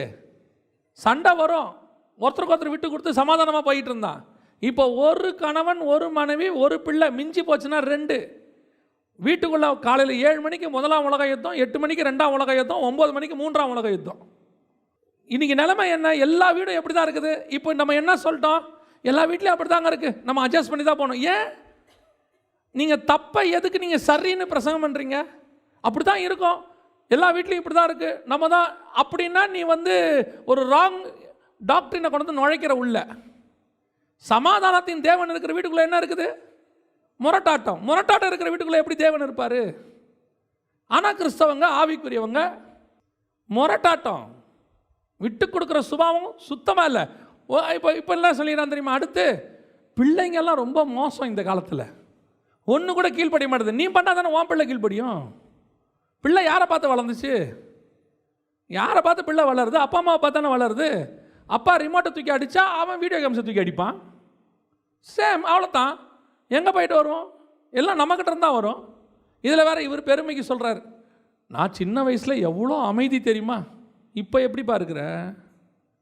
சின்ன வயசில் நீ அமைதியாக இருந்த நியாயம், இப்போ நீ எப்படி இருக்க? உன் பையன் உன்னை தான் பார்க்குறான், உன் பொண்ணு உன்னை தான் பார்க்குது. அப்புறம் பழியை தூக்கி பிள்ளைங்க மேலே போடுறது, அது சரியில்லை, இது சரியில்லை. வீட்டுக்குள்ளே முரட்டாட்டம் இருந்துச்சு. நீ ஒரு ராகேல், நீ மூடி மறைச்சி உக்காந்துக்கிட்டு இருக்க. மேலே வெளியே வரும்போது பார்த்தீங்கன்னா, ஐயோ அந்த பிரதர் என்ன சாஃப்ட் தெரியுமா, ஐயோ அவர் சவுண்டாக கூட பேச மாட்டாருங்க. அந்த சிஸ்டர் யார் தெரியுமில்ல? அந்த சிஸ்டர் வருகை வந்துச்சுன்னா எக்காலத்தில் அவங்க தான் ஃபஸ்ட்டு போவாங்க. சபையிலேயே அவங்க தான் ஃபஸ்ட்டு போவாங்க. என்ன அமைதி! பிரைஸ் த லார்டில் பிரைஸ் தான் வரும், லார்டு தான் வரும், வராது. அவ்வளோ அமைதி. யாரை ஏமாத்துறிய? யாரை ஏமாத்துறிய? நல்லா தெரிஞ்சுக்கொள்ளுங்க, சுற்றி இருக்கிறவன் சாட்சி முக்கியம், ஆனால் இது பரலோகத்துக்கு விட்டு போகாது. மேலே இருக்கிற ஒருத்தர் சாட்சி கொடுக்கணும். தகப்பன் ஒருத்தர் பார்த்துக்கிட்டு இருக்கிற உன் கூடாரத்துக்குள்ளே என்ன இருக்குதுன்னு சொல்லி நீ வேணா மூடி போட்டு உக்காந்துக்கலாம். மேலே எல்லாவனும் நம்பிடுவான். ஓ அந்த குடும்பத்தை போல் உண்டா, இதுவிட மாதிரி உண்டா, அந்த ஊழியக்கார மாதிரி உண்டா, இந்த விசுவாசி மாதிரி உண்டா, எல்லாம் நம்பிடுவான். சாட்சி கர்த்தர் கொடுக்கணும். யாக்கோபே உன் கூடாரம் எவ்வளவு அழகாக இருக்கிறது. ஆண்டவர் சொல்லணும் பார்த்து, எவனும் சொல்ல வேண்டிய அவசியம் இல்லை. ஆண்டவருக்கு தெரியும் உன் கூடாரத்துக்குள்ளே என்ன இருக்குது. உள்ளுக்குள்ளே முரட்டாட்டம் இருக்குதா, விக்கிரகம் இருக்கா, சொரூபம் இருக்கா, நீ மறைச்சி வச்சுக்கலாம். நீ மறைச்சி வச்சுக்கலாம். நீ வச்சிருக்கிறது உன் கணவனுக்கு தெரியாது, நீ வச்சிருக்கிறது உன் மனைவிக்கு தெரியாது, பிள்ளைகளுக்கு தெரியாது. நீ என்ன விக்கிரகம் வச்சிருக்கிற, உள்ள என்ன அருவருப்பு வச்சிருக்கிற, கர்த்தருக்கு பிரியமில்லாதது என்ன வச்சிருக்கிற. இல்லை சில விஷயங்கள்லாம் பார்த்தீங்கன்னு சொன்னால் புடவையில் இருக்குது, நகையில் இருக்குது, டிஷர்ட்டில் இருக்குது, விக்கிரகம் இருக்குது, அருவருப்பு இருக்குது, போட்டு வச்சிருக்கிற. அதை தூக்கி போடணுங்கிற எண்ணம் கூட வரலையே. ஏன் வரல? காஸ்ட்லி. ஆண்டவர் பார்க்குறாரு. ஆண்டவருக்கு காஸ்ட்லி இல்லைங்கிற பேச்சே கிடையாது. ஆண்டவருக்கு விக்கிரகம் இல்லையாங்கிற பேச்சு தான். நீ விரும்புறியா இல்லையாங்கிற பேச்சு தான். ஆண்டவர் இதெல்லாம் தாங்க பார்ப்பாரு. இந்த மாதிரி சின்ன சின்ன விஷயம் தான் நீங்கள் நினச்சிட்டு இருக்கிறீங்களா? ஆண்டவர் நீங்கள் பவுல் மாதிரி பட்டணங்கள் தோறும் அடிக்கப்படுறதையும் பட்டயமோ நிர்வாணமோ நாசமோசமோ தான் பார்ப்பாருன்னு. ஆண்டவர் சின்ன சின்ன விஷயத்தையும் பார்ப்பாரு. கூடாரத்துக்குள்ளே விக்கிரகம் இருக்கான்னு பார்ப்பாரு. அப்புறம் ஏசா கூட வாங்கி குடிக்கிறானான்னு பார்ப்பாரு. எவன் முட்டி போட்டு தண்ணி குடிக்கிறான், எவன் நக்கி குடிக்கிறான்னு பார்ப்பாரு. ஆண்டவருடைய செலெக்ஷன் ரொம்ப சிம்பிளாக கூட இருக்கும். நீ எதெல்லாம் விரும்புகிறேன்னு ஆண்டவர் சிம்பிளாக பார்த்துக்கிட்டு இருப்பார். இந்த ஒரு விஷயத்தில் எனக்கு இந்த இதுனா ரொம்ப இஷ்டம், ஆனால் அது விக்கிரகத்துக்குரியதாக இருக்கும். அதிலே சொல்லுவான் இது விக்கிரகத்துக்குரியதுன்னே சொல்லுவான். எவ்வளோ பெரிய அக்கிரமம்! ஒரு சின்ன காரியத்தை விட்டு கொடுக்க முடியல, ஒரு சின்ன அருவருப்பை விட்டு கொடுக்க முடியல, அதை மூடி போட்டு உட்காந்துக்கிறோம். ரொம்ப கேர்ஃபுல்லாக இருந்து கொள்ளுங்க. அது உன்னை கானானுக்கு போக விடாமல் என்ன செஞ்சிடும்? தடுத்துரும். பார்க்கறதுக்கு சின்ன விக்கிரகம் தான், நீ தான் அது மேலே உட்காந்துருப்ப. நம்ம நினச்சிப்போம் அது நம்ம கண்ட்ரோலில் தான் இருக்குதுன்னு. ஆனால் விக்கிரகம் உன்னை சாப்பிட்டுக்கிட்டு இருக்குது, உன்னை போக விடாமல் தடுத்துரும். ரெண்டாவது வாசிங்க, ராகேலுக்கும் லேயாளுக்கும் என்ன வித்தியாசம் வாசிங்க. ஆதியாகமத்தின் புஸ்தகம் 30ஆம் அதிகாரம் 1வது வசனம் வாசி. ராகேல் தான் யாக்கோப்புக்கு பிள்ளைகளை பெறாததை கண்டு தன் சகோதரியின் மேல் பொறாமை கொண்டு யாக்கோப்பை நோக்கி, எனக்கு பிள்ளை கொடும், இல்லாவிட்டால் நான் சாகிறேன் என்றாள். ராகேல்கிட்ட உள்ள 2வது சுபாவம் என்ன சுபாவம்? ஆண்டவர் ஒவ்வொருத்தருக்கு ஒவ்வொரு காலகட்டத்தை வச்சிருக்கிறார். ஒருத்தரையும் ஆசீர்வதிக்கிறதுக்கு ஆண்டவர் என்ன பண்ணுறாரு? ஒரு காலகட்டம் வச்சிருக்கிறார். அந்த காலகட்டத்தில் கர்த்தர் கண்டிப்பாக என்ன செய்வார்? ஆசீர்வதிப்பார். அதில் எந்த மாற்று கருத்தும் இல்லை. நம்ம நான் ஏற்கனவே ஆரம்பிக்கும் போது சொன்னேன், நம்ம தேவனிடத்தில் பாரபட்சம் என்பதே கிடையாது. எல்லாரையும் நேசிக்கிறாரு. நம்ம எப்படி அடிப்படையில் இருக்கிறோமோ அதுபடி மாறுபடுது. நம்ம ஸ்பிரிச்சுவல் லைஃபுக்கு ஏற்ற மாதிரி அது மாறுபடுதே ஒழிய கர்த்தருடைய அன்பில் என்ன கிடையாது, மாற்று கருத்துமே இல்லை. நம்ம பாத்திரம் எப்படியோ, நம்ம பெரிய பாத்திரமாக இருந்தால் அவர் அன்பு நிறைய ஊற்றப்படுது, நமக்கு தெரியுது, ஐயோ நிறைய ஊற்றுறாருன்னு நினச்சிக்கிறோம். நம்ம வாய் சின்னதாக இருந்துச்சு, டம்ளர் அளவு தான் இருந்துச்சுன்னா ஊட்டப்படுற அன்பு தண்ணி அது ஒரே மாதிரி தான் ஊற்றுது, ஆனால் டம்ளர் கொஞ்சம். நம்ம அடிப்படையில் தான் இருக்குது. ஆண்டவருடைய கிருபையில் எந்த விதமான மாற்று கருத்தும் இல்லை. நம்ம பாத்திரம் எப்படியோ அதன் அடிப்படையில் தான் நிரப்புறது. இப்போ ராகேலுக்கு பிள்ளை இல்லை, எல்லாருக்கும் தெரிஞ்ச ஒரு விஷயந்தான். இப்போ அந்த அம்மாவுக்கு பிள்ளை இல்லைங்கிறத விட அந்த வசனம் ரொம்ப அழகாக இருக்குது பாருங்களேன். ராகேல் தான் யாக்கோப்புக்கு பிள்ளைகளை பெறாததை கண்டு தன் சகோதரியின் மேல் பொறாமை கொண்டு. ஏன் பொறாமப்படணும்? ஏன் பொறாமப்படணும்? எனக்கு பிள்ளை இல்லை அவ்வளோதான்.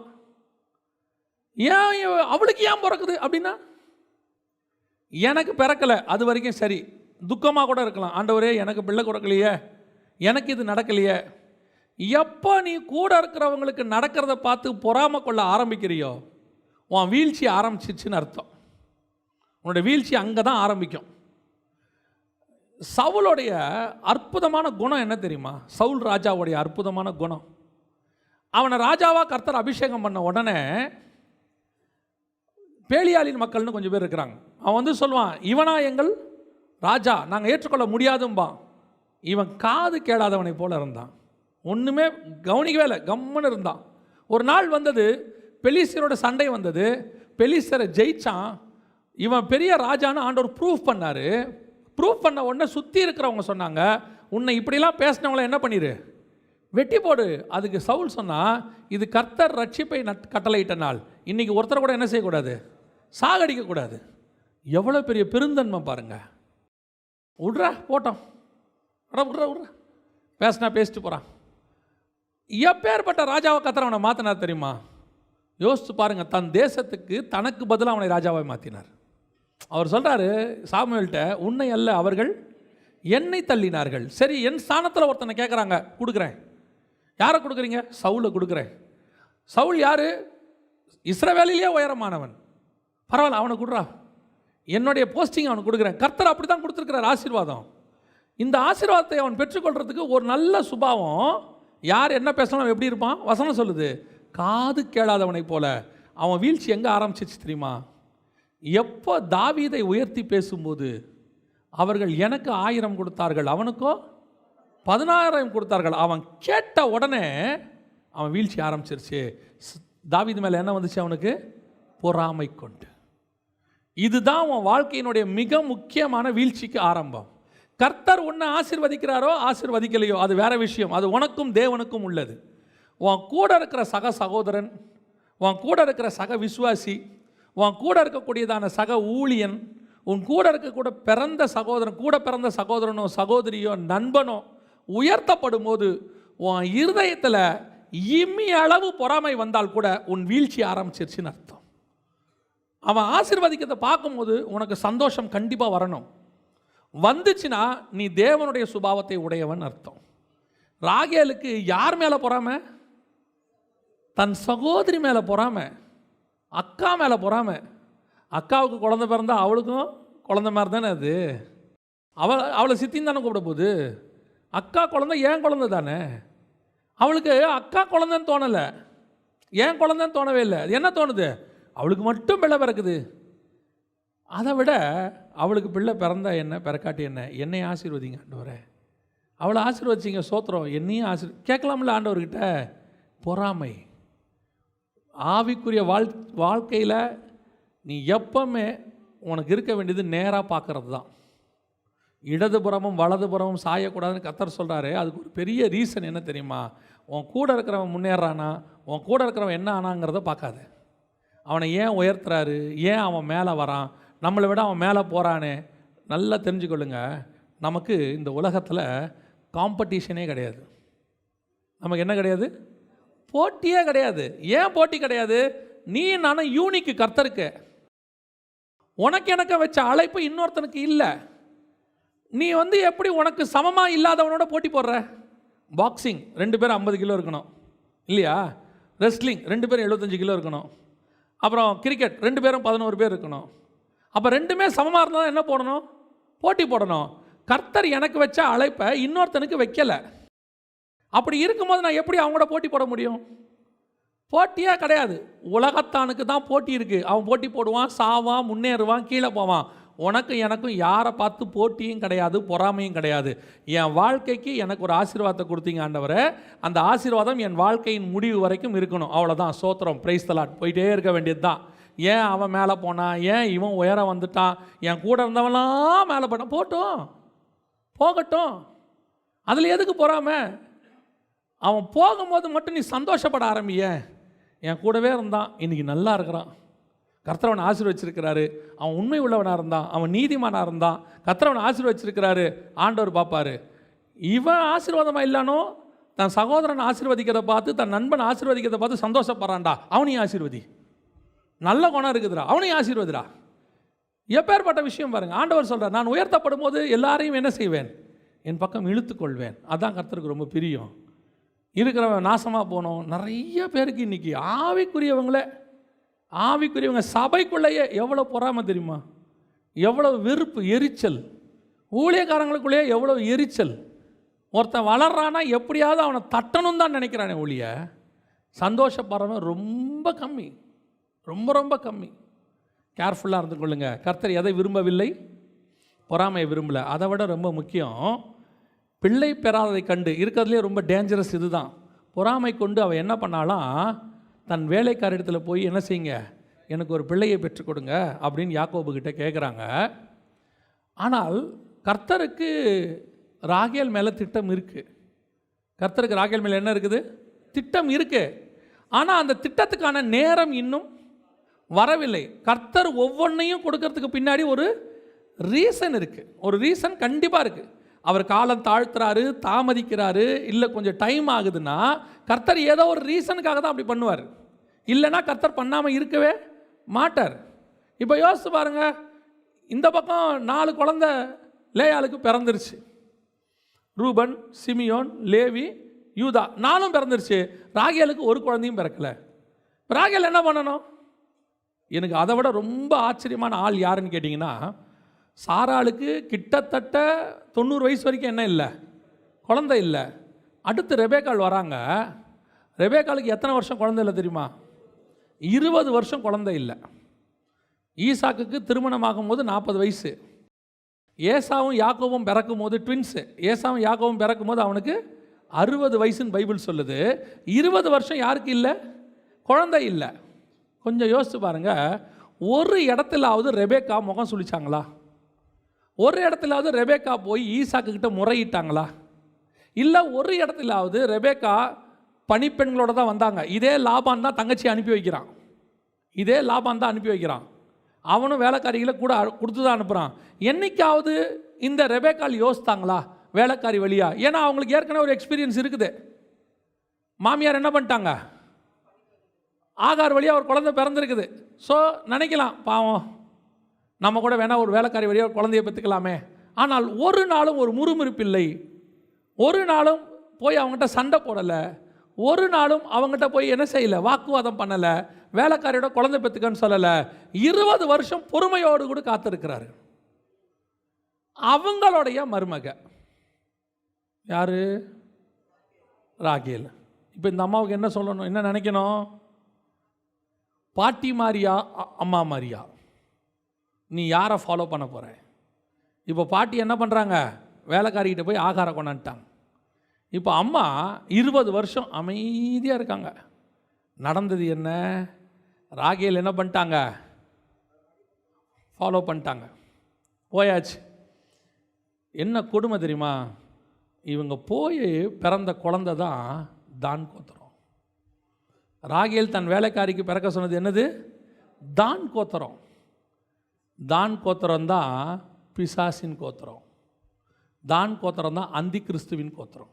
49ஆம் அதிகாரம் ஆதியாகமத்தின் புஸ்தகம் 17வது வசனம். தான் குதிரையின் மேல் ஏறி இருக்கிறவன் மல்லாந்து விழும்படியாய் அதன் குதிங்காலை கடிக்கிறதற்கு வழியிலே கிடக்கிற சர்பத்தை போலவும் பாதையில் இருக்கிற விரியனை போலவும் இருப்பான். ஆண்டவர் உனக்கு கொடுக்கிறேன்னு சொன்ன பிள்ளை யார் தெரியுமா? காத்திருந்தால் ராகேலுக்கு கிடைக்கிற பிள்ளை யார் தெரியுமா? அதையும் வாசிங்க. 30ஆம் அதிகாரம் 22வது வசனம் வாசிங்க. நல்ல கவனிங்க. கர்த்தர் ராகேலை நினைத்தருளினார். ஃபர்ஸ்ட் லேயாளுக்கு கொடுக்கும் போதும் கர்த்தர் நினைத்தருளினார், லேயாளை நினைத்தருளினார், ராகேலையும். அப்போ லேயாளை நினைக்கிறதுக்கு ஒரு காலம் இருக்கு, ராகேலை நினைக்கிறதுக்கு ஒரு காலம் இருக்கு, ரெண்டு பேரையும் நினைக்கிறதுக்கு ஒரு காலம் இருக்கு. அவளுக்கு ஃபர்ஸ்ட் நினைச்சாரு, இவளுக்கு பின்னாடி நினைச்சிருக்கிறார். அந்த நினைச்சு கர்த்தர் கொடுக்கிற வரைக்கும் இவளால் என்ன பண்ண முடியல? வெயிட் பண்ண முடியல. அவசரம் அவசரம் அவசரம் அவசரமாக எனக்கு பிள்ளையை கொடும். அவசரம் அவசரமாக போய் ஷார்ட்கட்டில் ஆசீர்வாதத்தை தேடி குறுக்கு வழியில் தேடுறதுக்கு இதுக்குள்ளே பண்ணி முடிச்சாதான் ஆச்சு. இதுக்குள்ளேயே பண்ணிடணும். முடிவு பிசாசு பிறக்கும். முடிவு யார் பிறக்கும்? தான் பிறக்கும்.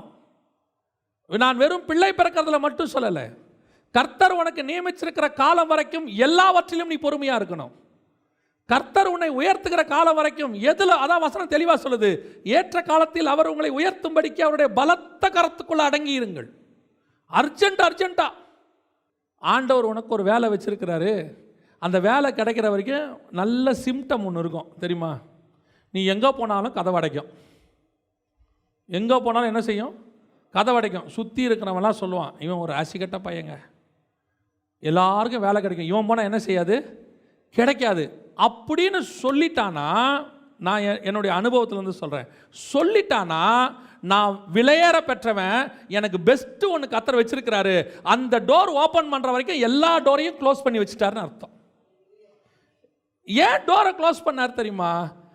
இந்த டோர்லலாம் நீ போயிடாத, எல்லாரும் போட்டோம், நீ போகாத, உனக்கு நான் ஒரு டோர் வச்சிருக்கிறேன், அந்த டோருக்குள்ளே போ. அந்த டோருக்குள்ளே வேற எவனுமே வர முடியாது, அது உனக்குன்னு இருக்கிற ஸ்பெஷல் டோர்.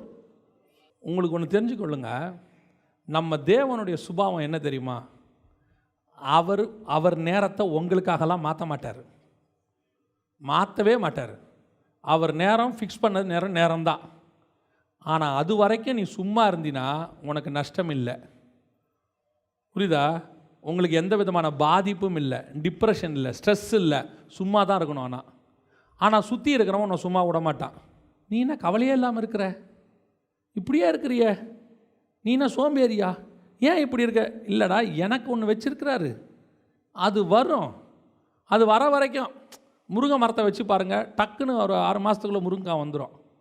ஆனால் நீங்கள் மாமரத்தை வச்சு பாருங்கள், அது வரத்துக்கு எப்படியும் 2 வருஷம் 3 வருஷம் ஆகும். அப்புறம் முருங்காய் மரம் பார்த்து, மாமரத்தை பார்த்து, என்னை பார்த்தல 6 மாதத்தில் வந்துட்டேன், நீ சோம்பேறி, மெதுவாக வளர்ற, பழத்தையும் காணோம், ஒன்றுத்தையும் காணோம், நீ வேஸ்ட்டு தெரியுமா? நான் பாரு ஒல்லியாக இருந்தாலும் எவ்வளோ முருங்காய் கொடுக்குறேன், நீ குண்டாக இருக்கிற, ஒன்றும் இல்லைம்பா.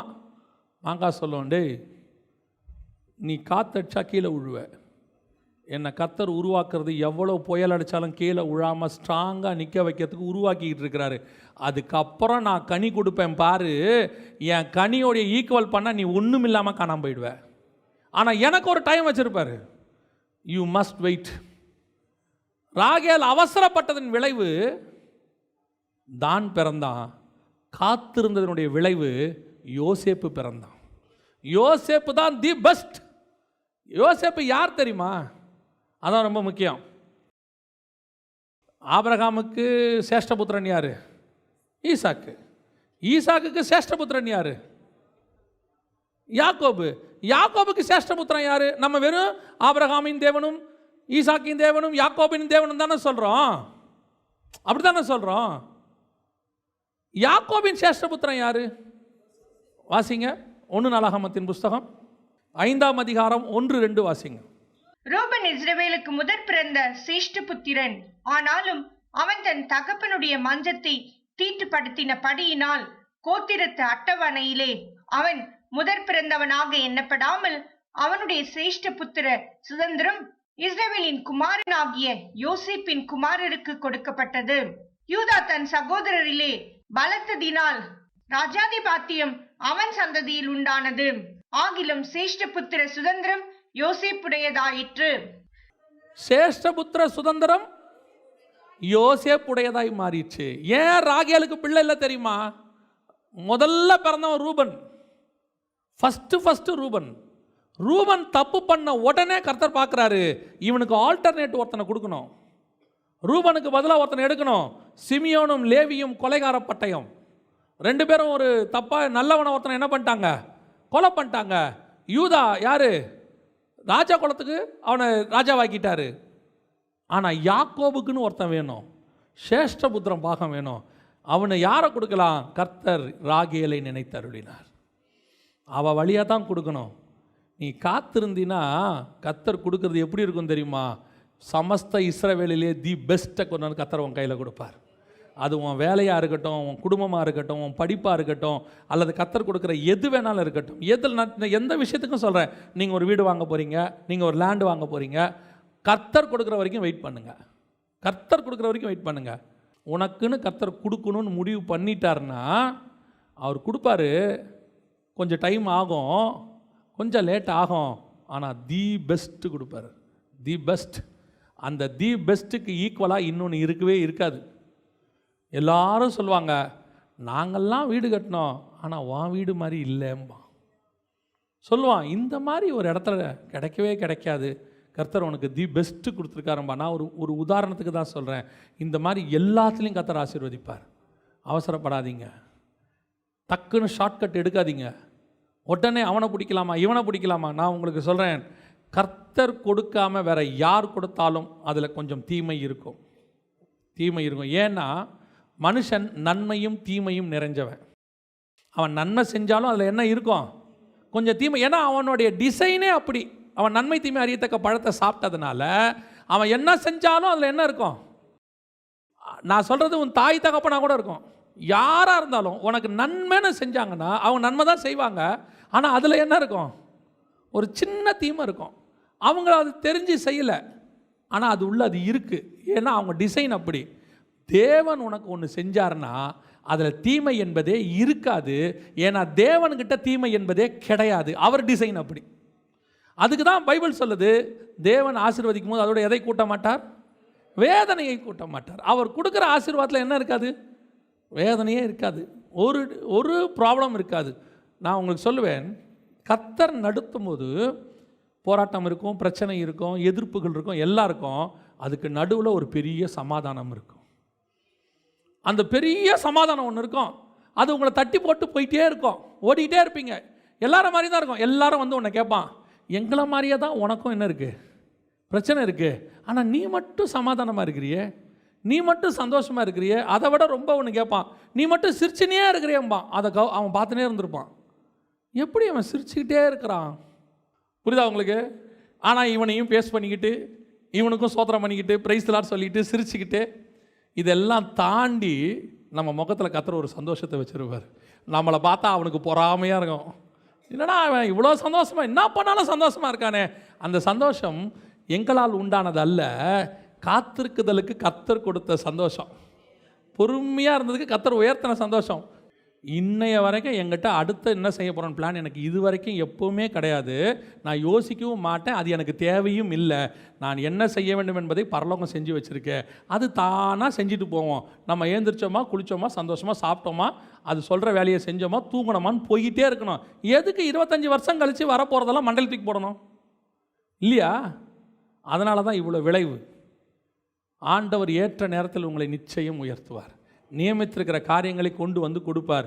10வது வயசுக்குன்னு ஒன்று வச்சார், 20ஆவதுக்குன்னு வச்சார், 60க்குன்னு ஒன்று வச்சுருப்பார், 70க்குன்னு ஒன்று வச்சுருப்பார். அது காலத்தில் அது வந்து சேரும். நீ வேணானாலும் கர்த்தர் கொடுப்பார். வேணும்னு சொல்லி போராடி முன்னாடி வாங்கினீங்கன்னா அது தானாக இருக்கும், வழியில் கிடக்கும், விரியனாக இருக்கும். காலமெல்லாம் பிரச்சனை, காலை சுற்றின பாம்பும்பாங்க. பார்த்துருக்கியா? தேவையில்லாததை முன்னாடியே கூட்டு வந்துட்டீங்கன்னா அது என்ன செய்யும்? காலை சுற்றின பாம்பு சுற்றிக்கிட்டே இருக்கும். தேவன் உனக்காய் தருகிற வரைக்கும் பொறுமையாக என்ன செய்? காத்திரு. எல்லா விஷயத்துலையும் சொல்கிறேன். அது பிஸ்னஸாக இருக்கட்டும், வேலையாக இருக்கட்டும், அல்லது கல்யாணமாக இருக்கட்டும், படிப்பாக இருக்கட்டும், சம்பாத்தியமாக இருக்கட்டும், உனக்கென்று கர்த்தர் உன்னை நியமிச்சிருப்பார். ஆனால் சோம்பேறியாக இருக்கக்கூடாது.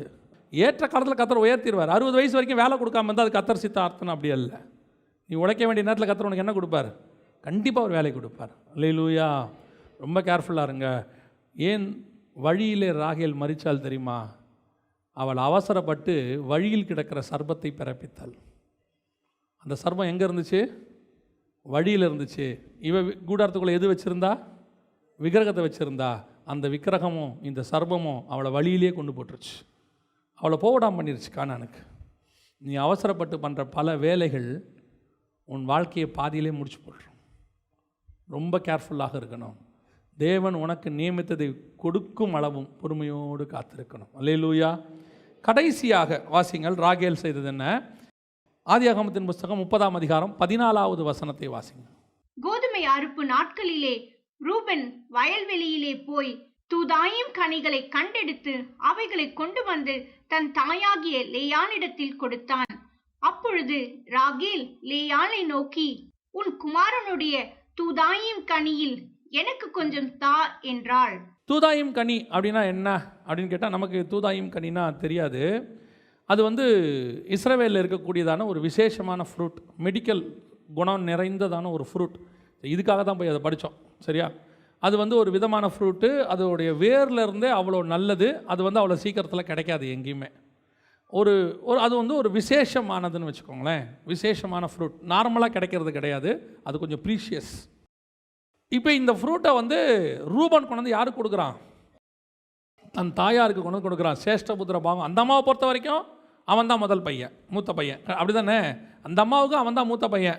கர்த்தரை பொறுத்த வரைக்கும் யோசேப்பு, அந்த அம்மாவுக்கு அவன் தான் ஃபஸ்ட்டு பையன். கொண்டு வந்து கொடுக்குறான். யோசித்து பாருங்கள், தன்னுடைய ஃபஸ்ட்டு பையன் தி பெஸ்ட்டாக ஒரு ஃப்ரூட்டை கொண்டு வந்து கொடுக்குறான். கொண்டு வந்து லேயாள்கிட்ட கொடுத்தோன்னே அதை வாங்கி அவங்க சாப்பிட போகிறாங்க.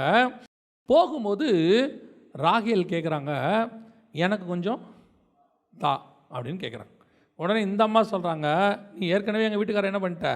எல்லாம் எடுத்துகிட்டு போயிட்ட. இப்போ எனக்கு ஆண்டவர் பையனால் ஒரு ஆசீர்வாதம் கொடுத்துருக்கிறாரு, அதையும் நீ எடுத்துக்க பார்க்குறியா அப்படின்னு சொன்ன உடனே ராகேலுடைய பதில் என்ன தெரியுமா? நீ வேணா வீட்டுக்காரர் எடுத்துக்கோ, பழத்தை கொடுத்துரு. இம்மிடியேட்டாக. ஏன் லேயால் கானான் வரைக்கும் போனா தெரியுமா? நம்ம ராகேல் போகலைன்னு பார்க்குறோமே, உண்மை. ஏன் லேயால் கல்லறை வரைக்கும் போனா தெரியுமா? தான் பையன் த பெஸ்ட்டு ஃப்ரூட்டை முதல் பையன், மூத்த பையன் கொண்டாந்து கொடுக்குறா. அவள் இதையும் வைக்கிறா. வச்சுட்டு தன் கணவனையும் பார்க்குறா. அவள் சொல்கிறா, இந்த ஃப்ரூட்டை விட நான் யாரை நேசிக்கிறேன்? என் கணவனை நான் நேசிக்கிறேன். இதுதான் சபை இயேசுவின் இடத்துல காட்ட வேண்டியதான அன்பு. இந்த பூமியில் தி பெஸ்ட்டு உனக்கு வரும், தி பெஸ்ட்டு வரும். கொடுக்குறவங்க யார்? தி பெஸ்ட்டு பர்சனாக இருப்பாங்க. ஆனால் அவர்கள் கொடுத்ததை தேவனுக்கு என்று இழக்க நீ தயாரானால் உன் பிரயாணம் கானான் வரைக்கும் ரெடியாக இருக்குன்னு அர்த்தம். இன்றைக்கி நிறைய பேர் எங்கே மிஸ்டேக் பண்ணுறாங்க? தூதாயும் நற்கனியை இயேசுவா இந்த உலகத்தில் இருக்கிற தூதாயும் நற்கனியானா 99% எதில் வீழ்ச்சி அடையுது? தூதாயும் நற்கனியில் வீழ்ச்சி அடையுது. ஆரம்பிக்கும் போது நல்ல ஆரம்பம். ராகேலுக்கும், எங்கள் அப்பா வீட்டிலேருந்து ஒன்றும் வேணாம், எதுவும் தேவையில்லை, நாங்கள் புறப்பட்டு வரோம், நாங்கள் திருப்பி போக மாட்டோம், உங்கள் கூடவே இருக்கிறோம். டெடிக்கேஷன், நல்ல டெடிக்கேஷன். நடுவில் கொஞ்சம் தூதாயும் நற்கனி வருது, நடுவில் தி பெஸ்ட்டு ஒன்று வருது, நடுவில் கொஞ்சம் விலையேற பெற்றது வருது. அதையெல்லாம் பார்த்த உடனே யாக்கோபா தூதாயும் நற்கனியா, இயேசுவா உலக ஆசீர்வாதமா? உலக ஆசீர்வாதத்துலேயும் மேன்மையானது இதுவா அதுவானும் போது நிறைய பேருக்கு தடுமாற்றம். நிறைய பேர் தூதாயும் நற்கனியை செலக்ட் பண்ணிடுறாங்க, இயேசுவை விட்டுறாங்க. அதான் ஆண்டவர் கேட்குறாரு, நீங்கள் என்னை விட்டு போவதற்கு நான் என்ன தீங்கு செய்தேன்? இன்னைக்கு எத்தனை பேர் ஆண்டவர் விட்டு தூரம் போயிட்டோம்? எத்தனை பேர் உலகத்தில் இருக்கிறதான மேன்மையை கருதி போயிட்டோம்? கர்த்தர் சபைக்குள்ளே வீட்டுக்குள்ளே எது வரக்கூடாதுங்கிறாரோ அதெல்லாம் இன்றைக்கி வருது. ஆனால் அதுக்கு நாம் ஏதாவது ஒரு காரணம் சொல்லிக்கிட்டே இருப்போம். நீ மேலே வர வர வர நிறைய தூதாயும் நற்கனிக்கு இம்பார்ட்டன்ஸ் கொடுத்துக்கிட்டே வரீங்க. நிறைய உலக பிரகாரமான காரியத்துக்கு இம்பார்ட்டன்ஸ் கொடுத்துட்டே வரீங்க. ஆனால் உங்களுக்கு அது தப்புன்னு தெரியும். அதான் ரொம்ப முக்கியம். உங்களுக்கு அது தப்புன்னு தெரியும். இந்த மாதிரி விக்கிரகம் வீட்டில் வைக்கக்கூடாதுன்னு தெரியும். இந்த மாதிரி ஃபோட்டோவை வீட்டில் வைக்கக்கூடாதுன்னு தெரியும். பைபிள் சொல்லுது, எல்லாம் சரி. ஆனால் காஸ்ட்லி பாஸ்டர், ஆனால் விலையேற பெற்றது பாஸ்டர், இதை எப்படி தூக்கி போட முடியும்? நீ கானானுக்கு போகவே முடியாது. ஏன்? நீ பூமியில் இருக்கிற தூதாயும் நற்கனிக்காக தேவனை விட்டவன். சில நேரத்தில் உங்களுக்கு தெரியாமல் இருக்கும், சில காரியங்கள் தெரியாமல் இருக்கும், நாம் செஞ்சுடுவோம். ஆனால் தெரிஞ்ச பிறகு அது எவ்வளவு காஸ்ட்லியாக இருந்தாலும் இமிடியேட்டாக கர்த்தருக்குன்னு தூக்கி போடணும். கர்த்தருக்குன்னு, அதான் ரொம்ப இம்பார்ட்டன்ட். கர்த்தருக்குன்னு தூக்கி போட்டு வரக்கூடிய மனநிலை இருக்குல்ல, அதை பரலோகம் உற்று கவனிக்கும் உங்ககிட்ட. ஏன்? இப்போ பாருங்கள், ஆபிரகாமை கர்த்தர் கூப்பிடுகிறார். ஆதியாகமம் 12:1-2 கூப்பிடுறார். உன் தகப்பனையும் உன் தேசத்தையும் உன் இனத்தையும் விட்டு நான் உனக்கு காண்பிக்கும் தேசத்துக்கு வா. 4வது வசனம், ஆபிரகாம் புறப்பட்டு கானானுக்கு போனார். முடிஞ்சிருச்சு. இப்போது ஆபிரகாமுக்கு தன் தேசம் அல்ல, தன் இனம் அல்ல, தன் தகப்பனும் அல்ல, தகப்பனுடைய வீடும் அல்ல, எதுவுமே எனக்கு வேணாம். எனக்கு எது வேணும்? கர்த்தர் சொன்ன கானான் வேணும். நான் கர்த்தருடைய வார்த்தைக்கு நான் கீழ்ப்படிவேன். 22ஆம் அதிகாரத்தில் கர்த்தர் அவனை சோதித்து பார்த்தார் இல்லையா? கர்த்தர் அவனை என்ன செய்கிறாரு? சோதித்து பார்த்தார். சோதித்து பார்த்துட்டு சொல்கிறாரு, அப்பொழுது அவர் உன் புத்திரனும் உன் ஏகசுதனும், எப்படி டிஸ்கிரிப்ஷன் கொடுக்குறார் பாருங்க. எப்போ அவன் பையனை கொடுப்பான்னு கேட்கல. உன் புத்திரனும் உன் ஒரே பையனும் உன் அன்புக்கு உரியவனுமானவனை எனக்கு கொடுப்பியா? கேட்கும் போதே கொடுக்க மாட்டேங்கிற இடத்துக்கு வந்துடுவோம். அவர் கேட்ட டோன் என்ன டோனு? உன் ஒரே பையன்பா, ரொம்ப அன்பான பையன், அவன் உன்னோட பையன், அதை எனக்கு தெரிவியா? அதுக்கு பதிலாக காயின்ட்ட கேட்ட மாதிரி, உன்னுடைய நிலத்தின் பயிர் வகைகளில் சிலவற்றை தருவாயானா கூட பரவாயில்ல, ஓகே பரவாயில்ல, சிலதை கொடுக்கலாம். காயின் அப்படி தானே கொடுத்தாரு, நிலத்தின் பயிர் வகைகளில் சிலவற்றை தெரிந்து கொண்டார். ஆனால் ஆபிரகாம்கிட்ட கேட்டது என்ன தெரியுமா? ஒன்றே ஒன்று தான் இருக்குது உங்ககிட்ட, அதுவும் தி பெஸ்ட் இருக்கு, அதுவும் உனக்கு பிடிச்சமானது, அதை தருவியா? அவன் அந்த இடத்துல யோசிக்காமல் தரேன்னு சொன்னான் பாருங்க. தூதாயும் நற்கனியா தேவனா, பையனா தேவனா? அவன் சொன்னான் பாருங்க, போகலாம் ஆண்டவரே, ரைட். எங்கே போய் கொடுக்கணும்? மோரியா மலையில், ரைட் கிளம்பலாம், நாளைக்கு காலையில் போகலாம். கூப்பிட்டு, தம்பி கிளம்புடா, எங்கே? ஒரு வேலையாக போகிறோம் வா. அதனால தான் அவன் ஆபிரகாம். அதனால தான் ஆபிரகாமுனுக்கு எவனோ ஒருத்தனுடைய பேரை தமிழ்நாட்டில் பிறக்கிற நீ நானும் ஏன் வைக்கிறோம்? அன்னைக்கு அவனுடைய கீழ்ப்படிதல். கர்த்தருக்கு முன்பாக எனக்கு எதுவுமே விலையேற பெற்றது கிடையாது. இந்த உலகத்தில் இருக்கிற எந்த தி பெஸ்ட்டையும் நான் கர்த்தருக்காக விட்டு கொடுக்க தயாராக இருக்கிறேன். அந்த லேயால் தான் முடிவு பரியந்தம் ஓட்டத்தை ஓடி முடித்தாள். எவள் ஒருவள் தனக்கு ஒரு உலகத்தின் மேன்மைக்காக, ஆஸ்திக்காக, உலகத்தில் இருக்கிற பணத்துக்காக அல்லது கிடைக்க போகிற எதிர்கால நல்ல வாழ்க்கைக்காக கர்த்தரை விட்டு கொடுக்குறாளோ, கொஞ்சம் அப்படி காம்ப்ரமைஸ், கொஞ்சம் நீங்கள் அப்படி விட்டு கொடுத்து பாருங்களேன். அப்படி விட்டீங்கன்னா என்ன சொல்கிறாங்க? அது பையன் மட்டும் ரட்சிக்கப்படலையா, மற்றபடி நல்ல குடும்பம், நல்லா பார்த்துப்பாங்க. அவங்க என்ன சொல்கிறாங்க? பொண்ணு போய் ரட்சிப்புக்குள்ளே நடத்தட்டுமே, பையன் ரட்சிக்கப்படாத பையன்தான், நல்ல பணக்கார வீடு, ஒரே பையன்தான், அந்த பணக்கார வீடு, ஒரே பையன், எல்லாத்துக்கும் நீங்கள் தான் அப்படிங்கிற வேர்டு எப்போ உன் காதில் விழுவது, கூடவே இன்னொன்னையும் சொன்னான் பாருங்க, பையன் இன்னும் என்ன செய்யலை, இல்லை எனக்கு தேவையில்லைன்னு சொல்லிட்டு போயிட்டே இருக்கணும். ஏன்? எனக்கு தேவனுடைய சித்தம்தான் முக்கியம், எனக்கு இங்கே இருக்கிற எதுவுமே தேவையில்லைன்னு சொல்லிட்டு போயிட்டே இருக்கணும். இன்னைக்கு எத்தனை பேர் காம்ப்ரமைஸ்? ஞாயிற்றுக்கிழமை சர்ச்சுக்கு போக முடியாது, தேவனை ஆராதிக்க முடியாது, ஆனால் அன்னைக்கு வேலை செஞ்சால் 2 மடங்கு காசு தரேங்கிறான் வெளிநாட்டில், ஓகேன்றான். ஏன்? தேவனை இருதயத்தில் தேடினா போதாதா? அவன் தான் இங்கே சொல்கிறான், சபை கூடி வருவதில் விட்டு விடக்கூடாதுன்னு. சபைக்கு வைராக்கியமாக வந்துக்கிட்டு இருந்தவன் ஒரு வேலை கிடைக்குதுன்னு ஒன்று சபைக்கு வரதை நிறுத்திட்டான். நான் டெய்லி ஜெபம் பண்ணி பைபிள் வாசித்துக்கிறேன். ஏன்? வேலை கிடைக்குமாங்க, அதானங்க முக்கியம். இதே இப்படி பார்த்தா எப்படி? ஞாயிற்றுக்கிழமை பையனுக்கு ஸ்பெஷல் கிளாஸ், டியூஷன். ஐயோ 10ஆவதுங்க, மார்க்கு குறைஞ்சிரும். அதனால் பையனை அனுப்பிச்சிட்டோம் டியூஷனுக்கு. நாங்கள் வந்துட்டோம். ஏன்? அன்றைக்கி நீங்கள் அனுப்ப முடியாதுன்னு சொன்னால் என்ன ஆகும்? 10ஆவதில் மார்க் குறைஞ்சிரும். தூதாயும் நற்கனி, தி பெஸ்ட் எதுன்னு ஆண்டவர் உனக்கு வைக்கிறார் எக்ஸாம். இதெல்லாம் எக்ஸாம். பரலோகத்துக்கு போகிறதுக்கு வேறு என்ன எக்ஸாம் வைப்பார்னு நினைக்கிறீங்க? உங்களுக்கு ஆண்டவர் உங்களை தனியாக கூப்பிட்டு சிங்கக்கபியில் தூக்கி போட்டு அப்படி தான் பண்ணுவார் நினைக்கிறீங்களா? இதெல்லாம் தான் எக்ஸாம். கர்த்தருக்கு வைராக்கியம் பாராட்டுறியா, உலகத்துக்கு வைராக்கியம் பாராட்டுறியா?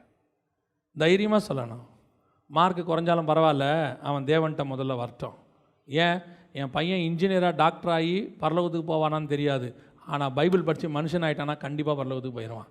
அவன் 70ங்கிறதுல 68 போனால் கூட பரவாயில்ல, 68 எடுத்தால் கூட பரவாயில்ல. ஆனால் ஆண்டவர் அறியாமல் போயிட்டானா? இப்போவே ஞாயிற்றுக்கிழமைக்கு பதிலாக நீ படிக்கிறத சொல்லி கொடுத்துட்டீங்கன்னா நாளைக்கு ஞாயிற்றுக்கிழமைக்கு பதிலாக வேலைக்கு போகிறத அவன் கையில் எடுப்பான். அதுக்கப்புறம் ஞாயிற்றுக்கிழமைக்கு பதிலாக சர்ச்சுக்கு போகிறதுக்கு பதிலாக சினிமா தேட்டருக்கு போவான். ஏன்? அது நாங்கள் அப்போவே சண்டே கிளாஸ்க்கு போகிறதுக்கு பதிலாக நாங்கள் டியூஷன்லாம் போயிட்டுருந்தோம். அது ஒன்றும் பெரிய விஷயம் இல்லை, நம்ம மைண்டில் பதிஞ்சிடும் இப்போவே. அதனால தான் அந்த காலத்தில் அவ்வளோ வைராக்கியமாக பிள்ளைகளை கூப்பிட்டு வருவாங்க. கர்த்தராக படிப்பான்னு வரும்போது நீ எதோ இம்பார்ட்டன்ஸ் கொடுத்துட்ட. ஆமாம், 15 வயசில் 13 வயசில் அவனுக்கு நீ சொல்லி கொடுத்துட்ட. சர்ச்சுக்கு போகாட்டி கூட பரவாயில்ல, படி. நாளைக்கு படித்து சம்பாரித்து 2 லட்ச ரூபா சம்பளம். ஆனால் ஆண்டவருக்குள்ளே இல்லை. நீ எவ்வளோ வைராக்கியமாக இருக்கியோ அப்படி உன் பிள்ளைகள் வைராக்கியமாக இருப்பாங்க. அதுதான் ரொம்ப முக்கியம். யோசித்து பாருங்கள். ராகேல் அந்த பழத்தை பார்த்த உடனே அவங்களுக்கு ஏவாளுக்கு என்ன வித்தியாசம்? அவ்வளோதான். கணவர் சொன்ன வார்த்தையை விட்டுட்டு பழத்தை சாப்பிட்டாங்க. இந்த அம்மா கணவரையே விட்டுட்டு பழத்தை சாப்பிட்டாங்க. அவ்வளோதான், கதை முடிஞ்சு, ஓவர். இன்றைக்கி நிறைய குடும்பம் அப்படி தான் போயிட்டுருக்குது. ஆண்டவரை விட்டுட்டு காம்ப்ரமைஸ். தைரியமாக சொல்லுங்கள், எனக்கு ஆண்டவர் தான் சொல்லுங்கள். உங்களுக்கு சொல்கிறேன், நீங்கள் அப்படி வைராக்கியம் பாராட்டும் போது கொஞ்ச நாள் நீங்கள் ஸ்ட்ரகிள் சந்திப்பீங்க. ஆனால் முடிவு சம்பூர்ணமாக இருக்கும். கர்த்தர் அதை பார்த்துக்கிட்டே இருப்பார், உன்னை உயர்த்தி கொண்டு போய் மேலே உட்கார வைப்பார். நான் ஒரு சாட்சியை சொல்லிவிட்டு முடிக்க விரும்புகிறேன். நான் யூகேயில் வேலை பார்த்துட்டு இருந்தபோது நாங்கள் ஃபஸ்ட்டு போன ஒரு மாதம் வேலை கிடைக்கல. அப்போது ஒருத்தருக்காக வேலை அரேஞ்ச் பண்ணி கொடுத்துக்கிட்டே இருக்கிறாங்க. எனக்கு 1 மாதம் ஆச்சு வேலை கிடைக்கல. அப்போ எனக்கு ஒரு வேலை கிடச்சிச்சு. அப்போ சொன்னாங்க, நைட்டு 8 மணிக்கு சொல்கிறாங்க, உடனே கிளம்புங்க, பிரைட்டனில் ஒரு வேலை இருக்குது, வர சொல்லியிருக்காங்க, நீங்கள் இம்மிடியேட்டாக போங்க அங்கே அப்படின்னு சொன்னாங்க. 8 மணிக்கு கிளம்பி நான் போய் சேரும் போது நைட்டு 11:30 மணி. அங்கே குளிர் பயங்கரமாக. போய் சேர்ந்த உடனே அவங்க சொன்னாங்க, நாளைக்கு காலையில் பேசிப்போம், நீங்கள் படுங்க அப்படின்ட்டாங்க. காலையில் எழுந்திரிச்ச உடனே அங்கே இருந்த மேனேஜர் எங்கிட்ட சொன்னார், தம்பி 7 நாளும் நீங்கள் வேலை செய்யணும் அப்படின்னார். அவர் சொன்னது 7 நாளும் வேலை செய்யணும், இங்கே லீவெல்லாம் நீங்கள் கேட்கக்கூடாது. எனக்கே 1 மாதம் வேலை இல்லை, லீவெல்லாம் கேட்கக்கூடாது, நீங்கள் 7 டேஸும் ஒர்க் பண்ணணும் அப்படின்னாரு. நான் சொன்னேன், இல்லைங்க எனக்கு சண்டே லீவ் வேணும்னு சொன்னேன். அவர் சொன்னார், எந்த நாள் வேணாலும் லீவ் கொடுப்பேன், சண்டே மட்டும் என்னால் என்ன செய்ய முடியாது, கொடுக்க முடியாது. ஏன்னா நீங்கள் இருக்கிற ஏரியா டூரிஸ்ட் ஏரியா, இங்கே சாட்டர்டே சண்டே தான் என்ன வரும், க்ரௌடு வரும். நீங்கள் கண்டிப்பாக சாட்டர்டே சண்டே என்ன செய்யணும், ஒர்க் பண்ணணும். நான் சொன்னேன், முடியாதுன்னு சொன்னேன். என்னால் முடியாது, எனக்கு சண்டே கண்டிப்பாக லீவ் வேணும். அவர் என்னை எப்படி ஒரு 2 நிமிஷம் பார்த்துட்டு கேட்டார், வேலை இல்லைங்கிறீங்க, வேலை கொடுக்குறோங்கிறோம், அதனால் லீவுன்றீங்க, ஊரை விட்டு சம்பாதிக்க தானே வந்தீங்க இங்கே, அப்புறம் ஏன் நீங்கள் அப்படி சொல்கிறீங்கன்னாரு. நான் சொன்னேன், சர்ச்சுக்கு போகணுன்னு. அவர் கேட்டார், நீங்கள் கிறிஸ்டினான்னாரு. ஆமாம். என்ன நினச்சா தரல, கர்த்தர் கிருபை தந்தார், சரி எடுத்துக்கோங்க லீவுன்ட்டார். நான் சொல்லுவேன், நான் இருந்த ஏரியா ஈஸ்டாமுக்கும் பிரைட்டனுக்கும் ட்ராவல் பண்ணோன்னா 3.5 மணி நேரம் ட்ராவல் பண்ணணும் ட்ரெயினில் வர்றதுக்கு. பிரைட்டன்லேருந்து நான் லண்டன் சென்ட்ரலுக்கு லண்டன் சென்ட்ரல்லேருந்து ஈஸ்டாமுக்கு வரணும், 3.5 மணி நேரம் ஆகும் ட்ரெயினில். ஒவ்வொரு ஞாயிற்றுக்கிழமையும் நான் வருவேன். ஒவ்வொரு ஞாயிற்றுக்கிழமை கர்த்தர் என்னை வர வச்சார். காலையில் புறப்பட்டு மதியானம் வருவேன், 4 மணிக்கு ஆராதனை, 6:30 மணிக்கு முடியும், முடிச்சுட்டு சாப்பிட்டு முடிச்சுட்டு 7 மணிக்கு எடுப்பேன் ட்ரெயின், நைட்டு 10:30-11 மணிக்கு போவேன். இது ஈச் அண்ட் எவ்ரி சண்டே 1 வருஷம் முழுக்க நான் பண்ணேன். நான் சொல்லுவேன், கர்த்தர் அதை பார்த்தார்னு சொல்ல, கிருபையாக சொல்கிறேன், இன்றைக்கி இந்த ஊழியத்தில் கொண்டு வந்து கர்த்தர் நிறுத்தி வச்சிருக்கிறார். நீங்கள் கொஞ்சத்தில் உண்மையாக இருந்து பாருங்கள், வைராக்கியமாக இருந்து பாருங்கள், தேவன் உங்களை உயர்த்தாமல் போகவே மாட்டார். அவர் மறக்கிறதுக்கு மனுஷன் அல்ல. நீ செய்கிற ஒவ்வொரு சின்ன சின்ன வைராகியத்தையும் கர்த்தர் பார்த்துக்கிட்டே இருப்பார். அதுவும் நீ விலையேற பெற்ற உலகத்தில் ப்ரீஷியஸ்ன்னு சொல்கிறத தூக்கி போட்டுட்டு போகிறதுக்கு என்னவாக இருக்கணும்? ரெடியாக இருக்கணும். அந்த வைராகியம் சாவர வரைக்கும் இருக்கணும், எல்லாத்துலேயும் இருக்கணும். இந்த உலகத்தில் எதை கொண்டு வந்து கொடுத்து இயேசுவா அதுவான்னு கேட்டால் எனக்கு இயேசு தான் மெயின். இது தேவை இல்லைன்னு சொல்லணும். அது எதுவாக இருந்தாலும் உங்களுக்கு உலகத்தில் நம்பர் 1 அப்படிங்கிறது ஜீசஸ் கிரைஸ்டாக தான் இருக்கணும். பணமோ படிப்போ பதவியோ பட்டமோ குடும்பமோ எல்லாமே ரெண்டாவது, அத்தனையும் செகண்ட். எது ஒன்று ஃபஸ்ட்டுக்கு வருதோ, அது படிப்பு வருதோ வேலை வருதோ, அது எப்போ உன் தேவனை நீ ஆராதிக்கிறதுக்கும் தேடுறதுக்கும் தடையாக மாறுதோ அது தூதாயும் நற்கனி. தைரியமாக சொல்லணும், இது எனக்கு வேணாம், எனக்கு என் மணவாளன் போதும். அப்படி ஒரு வைராக்கியத்தோடு நீ இருக்கணும், கடைசி வரைக்கும் இருக்கணும். இருக்க இருக்க இங்கேயும் உயர்த்திக்கிட்டே வருவார், அங்கேயும் உயரத்தில் கொண்டு போய் மேலே உட்கார வச்சுருவார். அல்லேலூயா. நம்ம ஜெபம் பண்ண போகிற தேவ சமூகத்தில் நம்முடைய பிரயாணம் வழியில் முடியுதா, முடிவு பரியந்தம் போகுதா? அதுதான் நம்முடைய கேள்வி. நம்ம கூட புறப்பட்டவங்க எத்தனையோ பேர் வழியிலேயே மரித்து போனார்கள். இந்த உலகத்தில் உள்ள காரியங்கள் அவர்களை இழுத்து போட்டுருச்சு. எல்லா கண்களை மூடி ஜெபம் பண்ணுவோம். உங்கள் இருதயத்தை ஆராய்ந்து பாருங்கள். நீங்கள் வழியில் பிரயாணப்பட்டுக்கிட்டு இருக்கிறீங்களா, இல்லை உங்கள் பிரயாணம் ஏதாவது மரத்தடிக்கையில் முடிஞ்சிருச்சான்னு பாருங்கள். நிறைய பேரோட பிரயாணம் மரத்தடியில் முடிஞ்சிருச்சு. அப்சலோம் பிரயாணம் முடிஞ்சிருச்சு, சவுல் பிரயாணம் முடிஞ்சிருச்சு, ராகேல் பிரயாணம் முடிஞ்சிருச்சு. ஆனால் கானானுக்கு பேர் என்ன பைபிளில் தெரியுமா? ஜீவனுள்ள ஒரு தேசம். இந்த கானானுக்குள்ளே போய் மரித்த பரிசுத்தவன்களை பார்த்து இயேசு சொல்கிறாரு, அவர்களெல்லாம் ஜீவன் உள்ளவர்கள்னு சொல்கிறார். ஏன்னா அவங்க பாரடைஸில் உயிரோட கூட இருக்கிறாங்களாமா, ஜீவன் உள்ளவர்கள். இன்றைக்கி நாம் எப்படி இருக்கிறோம்? போயிட்டே இருக்கிறோம், வழியில் நிறைய சொரூபத்தை மறைச்சி வச்சுருக்கிறோம். உங்கள் கூடாரத்துக்குள்ள யாருக்கும் தெரியாது, கர்த்தருக்கு மட்டும் தெரியும். சகலம் அவருக்கு முன்பாக நிர்வாணமாக இருக்கிறது. கேடுள்ளதும் திருக்குள்ளதும் உள்ளே இருக்குது. மேலே மூடி போட்டு உக்காந்துட்டீன்னா யாருக்கும் தெரியாதுன்னு நினச்சிட்டீன்னா, உன் கணவனுக்கு தெரியாது, மனைவிக்கு தெரியாது, தகப்பனுக்கு தெரியாது, தாய்க்கு தெரியாது. ஆனால் உன் கூடாரத்துக்கு மேலேருந்து ஒருத்தர் கூடாரத்துக்கு உள்ளே பார்த்துக்கிட்டு இருக்கிறாரு, அவருக்கு தெரியும். அந்த நீ உட்கார்ந்துருக்கிற சொரூபம் விலையேற பெற்றது நீ நினைக்கிற, நீ மறைச்சி வச்சிருக்கிறது விலையேற பெற்றதுன்னு நினைக்கிற. ஆனால் ஆண்டவர் சொல்றாரு, அது உன்னை வழியிலே கொல்லும், அது உன்னை வழியிலே கொல்லும். நீ சிரியாவிலிருந்து எதையும் கானானுக்கு எடுத்துகிட்டு போகக்கூடாது. இந்த பூமிக்குரியதிலிருந்து எந்த பழக்க வழக்கமும், இந்த பூமியில் இருக்கக்கூடிய எந்த ஒரு காரியமும் பரலோகத்துக்கு வராது, அது இங்கேயே போயிடும். இன்றைக்கி ஆண்டவர்கிட்ட அதை ரிமூவ் பண்ணுங்கள், கூடாரத்தை சுத்தமாக்குங்க, தூக்கி வெளியே போடுங்க. கர்த்தருக்கு அருவருக்கிற எந்த காரியம் வந்தாலும் தூக்கி வெளியே போடுங்க. அது எப்பேற்பட்டதாக இருந்தாலும் வெளியே போடுங்க. கூடாரத்தை சுத்தம் பண்ணுங்க. ஆண்டவர்கிட்ட வந்து ஒரு சாட்சி வாங்கணும், யாக்கோபே உன் கூடாரம் எவ்வளவு அழகாக இருக்கிறது. ஆண்டவர் சொல்லணும், அப்படி பார்த்து சொல்லணும். ரெண்டாவது, நீங்கள் எதுக்கு முக்கியத்துவம் கொடுக்கிறீர்கள்? கர்த்தருடைய நேரத்திற்கா, இல்லை உங்கள் சித்தத்துக்கா? எல்லாரும் பிள்ளை பிறக்குது, எனக்கும் பிள்ளை பிறக்கணும். நீ வெயிட் பண்ணு. உன்னை உருவாக்கினவர், உன் தாயின் கருவிலே எலும்புகளோடு கூட உன்னை உருவாக்கின தேவன், உன் எலும்புகளை உருவாக்கின தேவன் உன் கர்ப்பத்தில் குழந்தையை உருவாக்கவும் வல்லமை உள்ளவராக இருக்கிறார்.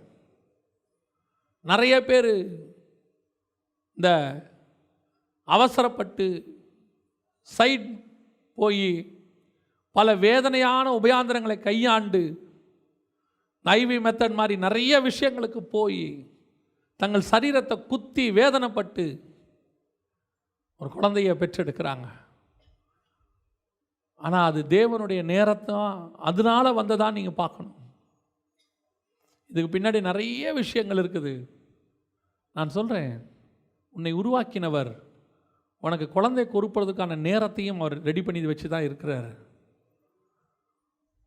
இந்த காலம் குழந்தைகள் கருத்தரிக்கிறது கஷ்டப்படுற காலம். எல்லாரும் மாதிரியும் தான் எனக்கு குழந்தை இல்லை அப்படின்னு நீ நினைக்காத. ரெபேக்கா மாதிரி நினை, என்னுடைய மாமியாருக்கு இல்லாவிட்டாலும் பரவாயில்லை, எனக்கு கர்த்தர் கொடுப்பார். அவர் கொடுக்குற வரைக்கும் நான் காத்திருப்பேன். நான் முறுமுறுக்க மாட்டேன், நான் அவசரப்பட மாட்டேன். நான் அவசரப்பட்டு ராகேலை போல தானை பெற்றெடுக்க மாட்டேன். நான் பொறுமையோடு காத்திருந்து யோசேப்பை பெற்றெடுப்பேன். உனக்கு ஆண்டவர் வச்சிருக்கிற ஆசீர்வாதம் யோசேப்பு மாதிரி. ஆண்டவர் எத்தனையோ ஆசீர்வாதமான வேலையை உனக்கு வச்சிருக்கிறார். உன் பிஸ்னஸில் வச்சிருக்கிறாரு, உன் குடும்ப வாழ்க்கையில் வச்சிருக்கிறாரு. அவசரப்பட்டு ஷார்ட்கட்டில் போயிடாத. போன அது விரியனாக மாறிடும். வழியில் கிடக்கிற விரியன் அது கடைசியில் உன்னை வழியிலேயே கொன்று போடும். கடைசியாக இந்த உலகத்தில் எதை மேன்மையாக கொடுத்தாலும் தைரியமாக சொல்ல, எனக்கு வேண்டாம், எனக்கு என் இயேசு போதும். ஏன் சிரியா தேசத்தில் ஒன்றும் இல்லாமல் கோலும் கையுமா யோர்தானை கடந்து போன உன்னையும் உன் கணவனையும் பெரிய பரிவாரமாக மாற்றினவர் ஒருத்தர் இருக்கிறார். பெரிய பரிவாரமாக மாற்றினவர் அவர். அவருக்கு முன்னாடி இந்த பூமியில் இருக்கிற எந்த தூதாயும் நற்கனியும் மேன்மையானது அல்ல. ஏன்னா இது அழிய போகிற பூமி. காண்கிற யாவும் அநித்தியமானவைகள், காணாதவைகளோ நித்தியம். உன்னை ஆண்டவர் நித்தியத்துக்கு அழைச்சிருக்கிறாரு, காணானுக்கு அழைச்சிருக்கிறார், பரம காணானுக்கு. நீ இங்கே பார்க்குற எல்லா அநித்தியம். அதை ஆண்டவர் உனக்கு அனுபவிக்க கொடுத்தாரு, அனுபவிச்சுக்கோ. ஆனால் அதுக்காக ஆண்டவரை விட்டுறாத. அதுக்காக ஆண்டவரை விட்டுறக்கூடாது. ஒரு நாள் கூட விடக்கூடாது. ராகேல் மாதிரி ஒரே ஒரு நாள் கூட ஆண்டவரை விட்டு கொடுக்கக்கூடாது. வேலையா கர்த்தரை ஆராதிக்கிறதா? கர்த்தரை ஆராதிக்கிறது தான் முக்கியம். படிப்பா கர்த்தரை ஆராதிக்கிறதா? கர்த்தரை ஆராதிக்கிறதா முக்கியம். பணமா கர்த்தரை ஆராதிக்கிறதா? கர்த்தரை ஆராதிக்கிறதா முக்கியம். தைரியமாக சொல்லு, இன்னைக்கு நான் ஆண்டவரை தேடுற நாள், எதா இருந்தாலும் அப்புறம் பேசுங்கன்னு சொல்லு. ஆண்டவர் உன் வைராகியத்தை கர்த்தர் ஆசீர்வதிப்பார். அது சின்ன வைராகியம்தான், ஆனால் கர்த்தர் பெரியதாய் அதை நினைப்பார். அவருடைய பார்வையில் அது பெருசாக இருக்கும். நம்ம ஜெபம் பண்ணலாமா? கர்த்தர் கூட இடைப்பட்டு இருப்பாரானால், நான் வழியில் மறிக்கிற நிலைமையில் எனக்குள்ள சில காரியங்கள் காணப்படுது, இல்லை எனக்கு அது இல்லை, நான் கானானுக்குள்ளே போயிடணும், என் பிரயாணத்தை நான் ஓடி முடிச்சிடணும் அப்படின்னு ஒரு வைராக்கியத்தோட தீர்மானத்தோட நீங்கள் ஜெபிக்க விரும்பினா உங்கள் கரங்களை ஆண்டவருக்கு நேராக உயர்த்தி ஆண்டவர்கிட்ட சொல்லுங்கள், ஆண்டவரே முடிவு பரியந்தம் நான் ஓடி முடிக்கணும். ஆண்டவரே நடுவில் எதுவும் என்னை நிறுத்திடக்கூடாது, எதுவும் என்னை தடுத்துடக்கூடாது. எதுவாக இருந்தாலும் பரவாயில்ல ஆண்டவரே, உங்களுக்குன்னு தூக்கி போட்டு வர நான் தயாராக இருக்கேன். அது ஏக சுதனோ, நேசகுமாரனோ, ஒரே பையனோ, புத்திரனோ, என் தகப்பன் வீடோ, இனமோ, தேசமோ. ஏன்னா நான் கோலும் கையுமா இருக்கும்போது நீங்கள் மட்டும்தான்ப்பா என் கூட இருந்தீங்க, வேற யாரும் என் கூட இல்லை ஆண்டவரே. நான் தனியாக ஒரு இடத்துல தனியாக நடந்துட்டு போகும்போது நீங்கள் மட்டும்தான்ப்பா என் கூட இருந்தீங்க. வீட்டுக்குள்ள ரூமுக்குள்ள படுத்துக்கிட்டு எதிர்காலம் என்னவா ஆயிடுமோன்னு பயந்து போய் ஸ்ட்ரெஸ்ஸில் அழுதுகிட்டு இருக்கிற காலத்தில் நீங்கள் மட்டும்தான் என் கூட இருந்து தேற்றினீங்க. இப்போ எல்லாம் வந்துருச்சு என்னை சுற்றி, ஆனால் எதுவும் நிரந்தரம் இல்லைன்னு எனக்கு தெரியும் ஆண்டவரே. இப்போவும் நீங்கள் என் கூட தான் இருந்து நடத்துறீங்க. நீங்கள் மட்டும் இல்லாமல் போனால் நான் ஒன்றுமே இல்லை ஆண்டவரே. தைரியமாக சொல்லுங்கள், அதுதான் உண்மை. அந்த இயேசு உங்க கூட நம்ம கூட இல்லாமல் போனால் இன்றைக்கும் நம்மளை தூத்து போடுறதுக்கு ஒரு பெரிய குரூப் சுற்றிக்கிட்டு இருக்குது. இப்போ நாம் நின்றுட்டு இருக்கிறதுக்கு காரணம் நம்ம அனுபவம், நம்முடைய பலன், நம்முடைய சுற்றி இருக்கிற இன்ஃப்ராஸ்ட்ரக்சர் எதுவும் கிடையாது. கிருபை நம்மை நிறுத்தி கொண்டிருக்கிறது. எத்தனையோ சாம்ராஜ்யங்கள் விழுந்து போய்விட்டன, எத்தனையோ ராஜாக்கள் மடிந்து போய்விட்டார்கள், எத்தனையோ கோடீஸ்வரன்கள் ஒரு ஆக்சிஜன் சிலிண்டர் கிடைக்காம செத்து போயிட்டான். ஆனால் உன்னையும் என்னையும் முடிவு பரியந்தம் ஓட வைக்கிறவர் ஒருவர் இருக்கிறார். அவர் இருக்கிறதுனாலே நீயும் நான் அவர் தோல் மேலே உட்காந்து ஓடிக்கிட்டு இருக்கிறோம். இல்லைன்னா காணாமல் போயிடுவோம், ஊதி தள்ளிடுவாங்க. ஏன்னா எவனை விழுங்கலாமோன்னு பிசாசு ஒரு பக்கம், அவன் ஏற்படுத்தி வச்ச ஆட்கள் இன்னொரு பக்கம். எவனை விழுங்கலான்னு நம்மளை காத்துக்கிட்டு இருக்க ஒரு கூட்டம். நாம் நிற்பதும் நிர்மூலமாக ஆகாமல் இருப்பதும் கர்த்தருடைய கிருபை. ஒப்பு கொடுப்போமா தேவ சமூகத்தில்? தைரியமாக ஆண்டவருக்காக வைராக்கியமாக சொல்ல, ஆண்டவரை நீங்கள் இல்லாவிட்டால் நான் ஒன்றுமே இல்லைப்பான்னு சொல்ல. எங்கள் சர்வ வல்லமை உள்ள தகப்பனே, ஆண்டவரை வைராக்கியமாய் கரங்களை உயர்த்தி உமக்கு முன்பாக அறிக்கையிட்டு, எங்கள் தேவனாகிய கர்த்தர் ஒருவரே எங்களோடு கூட இருந்தார். நாங்கள் செங்கடலை கடக்கும் போதும் நீர் ஒருத்தர் தான்ப்பா இருந்தீங்க. நாங்கள் வனாந்தரத்தை கடக்கும் போது நீங்கள் தான்ப்பா இருந்தீங்க. நான் யோர்தானை கடக்கும் போது நீங்கள் தான்ப்பா இருந்தீங்க. நான் தண்ணிக்கு இல்லாமல் வறண்டு போய் கடைசி மூச்சில் சூரச் செடிக்கு கீழே படுத்திருக்கும் போது நீங்கள் தான்ப்பா என் கூட இருந்தீங்க. வேற யாரும் கூட இல்லை ஆண்டவரே, ஒருத்தர் கூட இல்லை ஆண்டவரே. நீங்கள் மட்டும்தான் கூட இருந்தீங்க. நடத்தி கொண்டு வந்து இன்றைக்கி கானானுக்குள்ளே வச்சிட்டிங்கப்பா. ஆண்டவரே, நான் முடிவு பரியந்தம் ஓடி முடிக்கணும். நாங்கள் முடிவு பரியந்தம் ஓடி முடிக்கணும். எங்கள் சபைக்குள்ளே அத்தனை பேரும் ஓடி முடிக்கணும். ஒருத்தர் கூட வழியிலே மறிக்கிறவர்களாக இருக்கவே கூடாது தகப்பனே.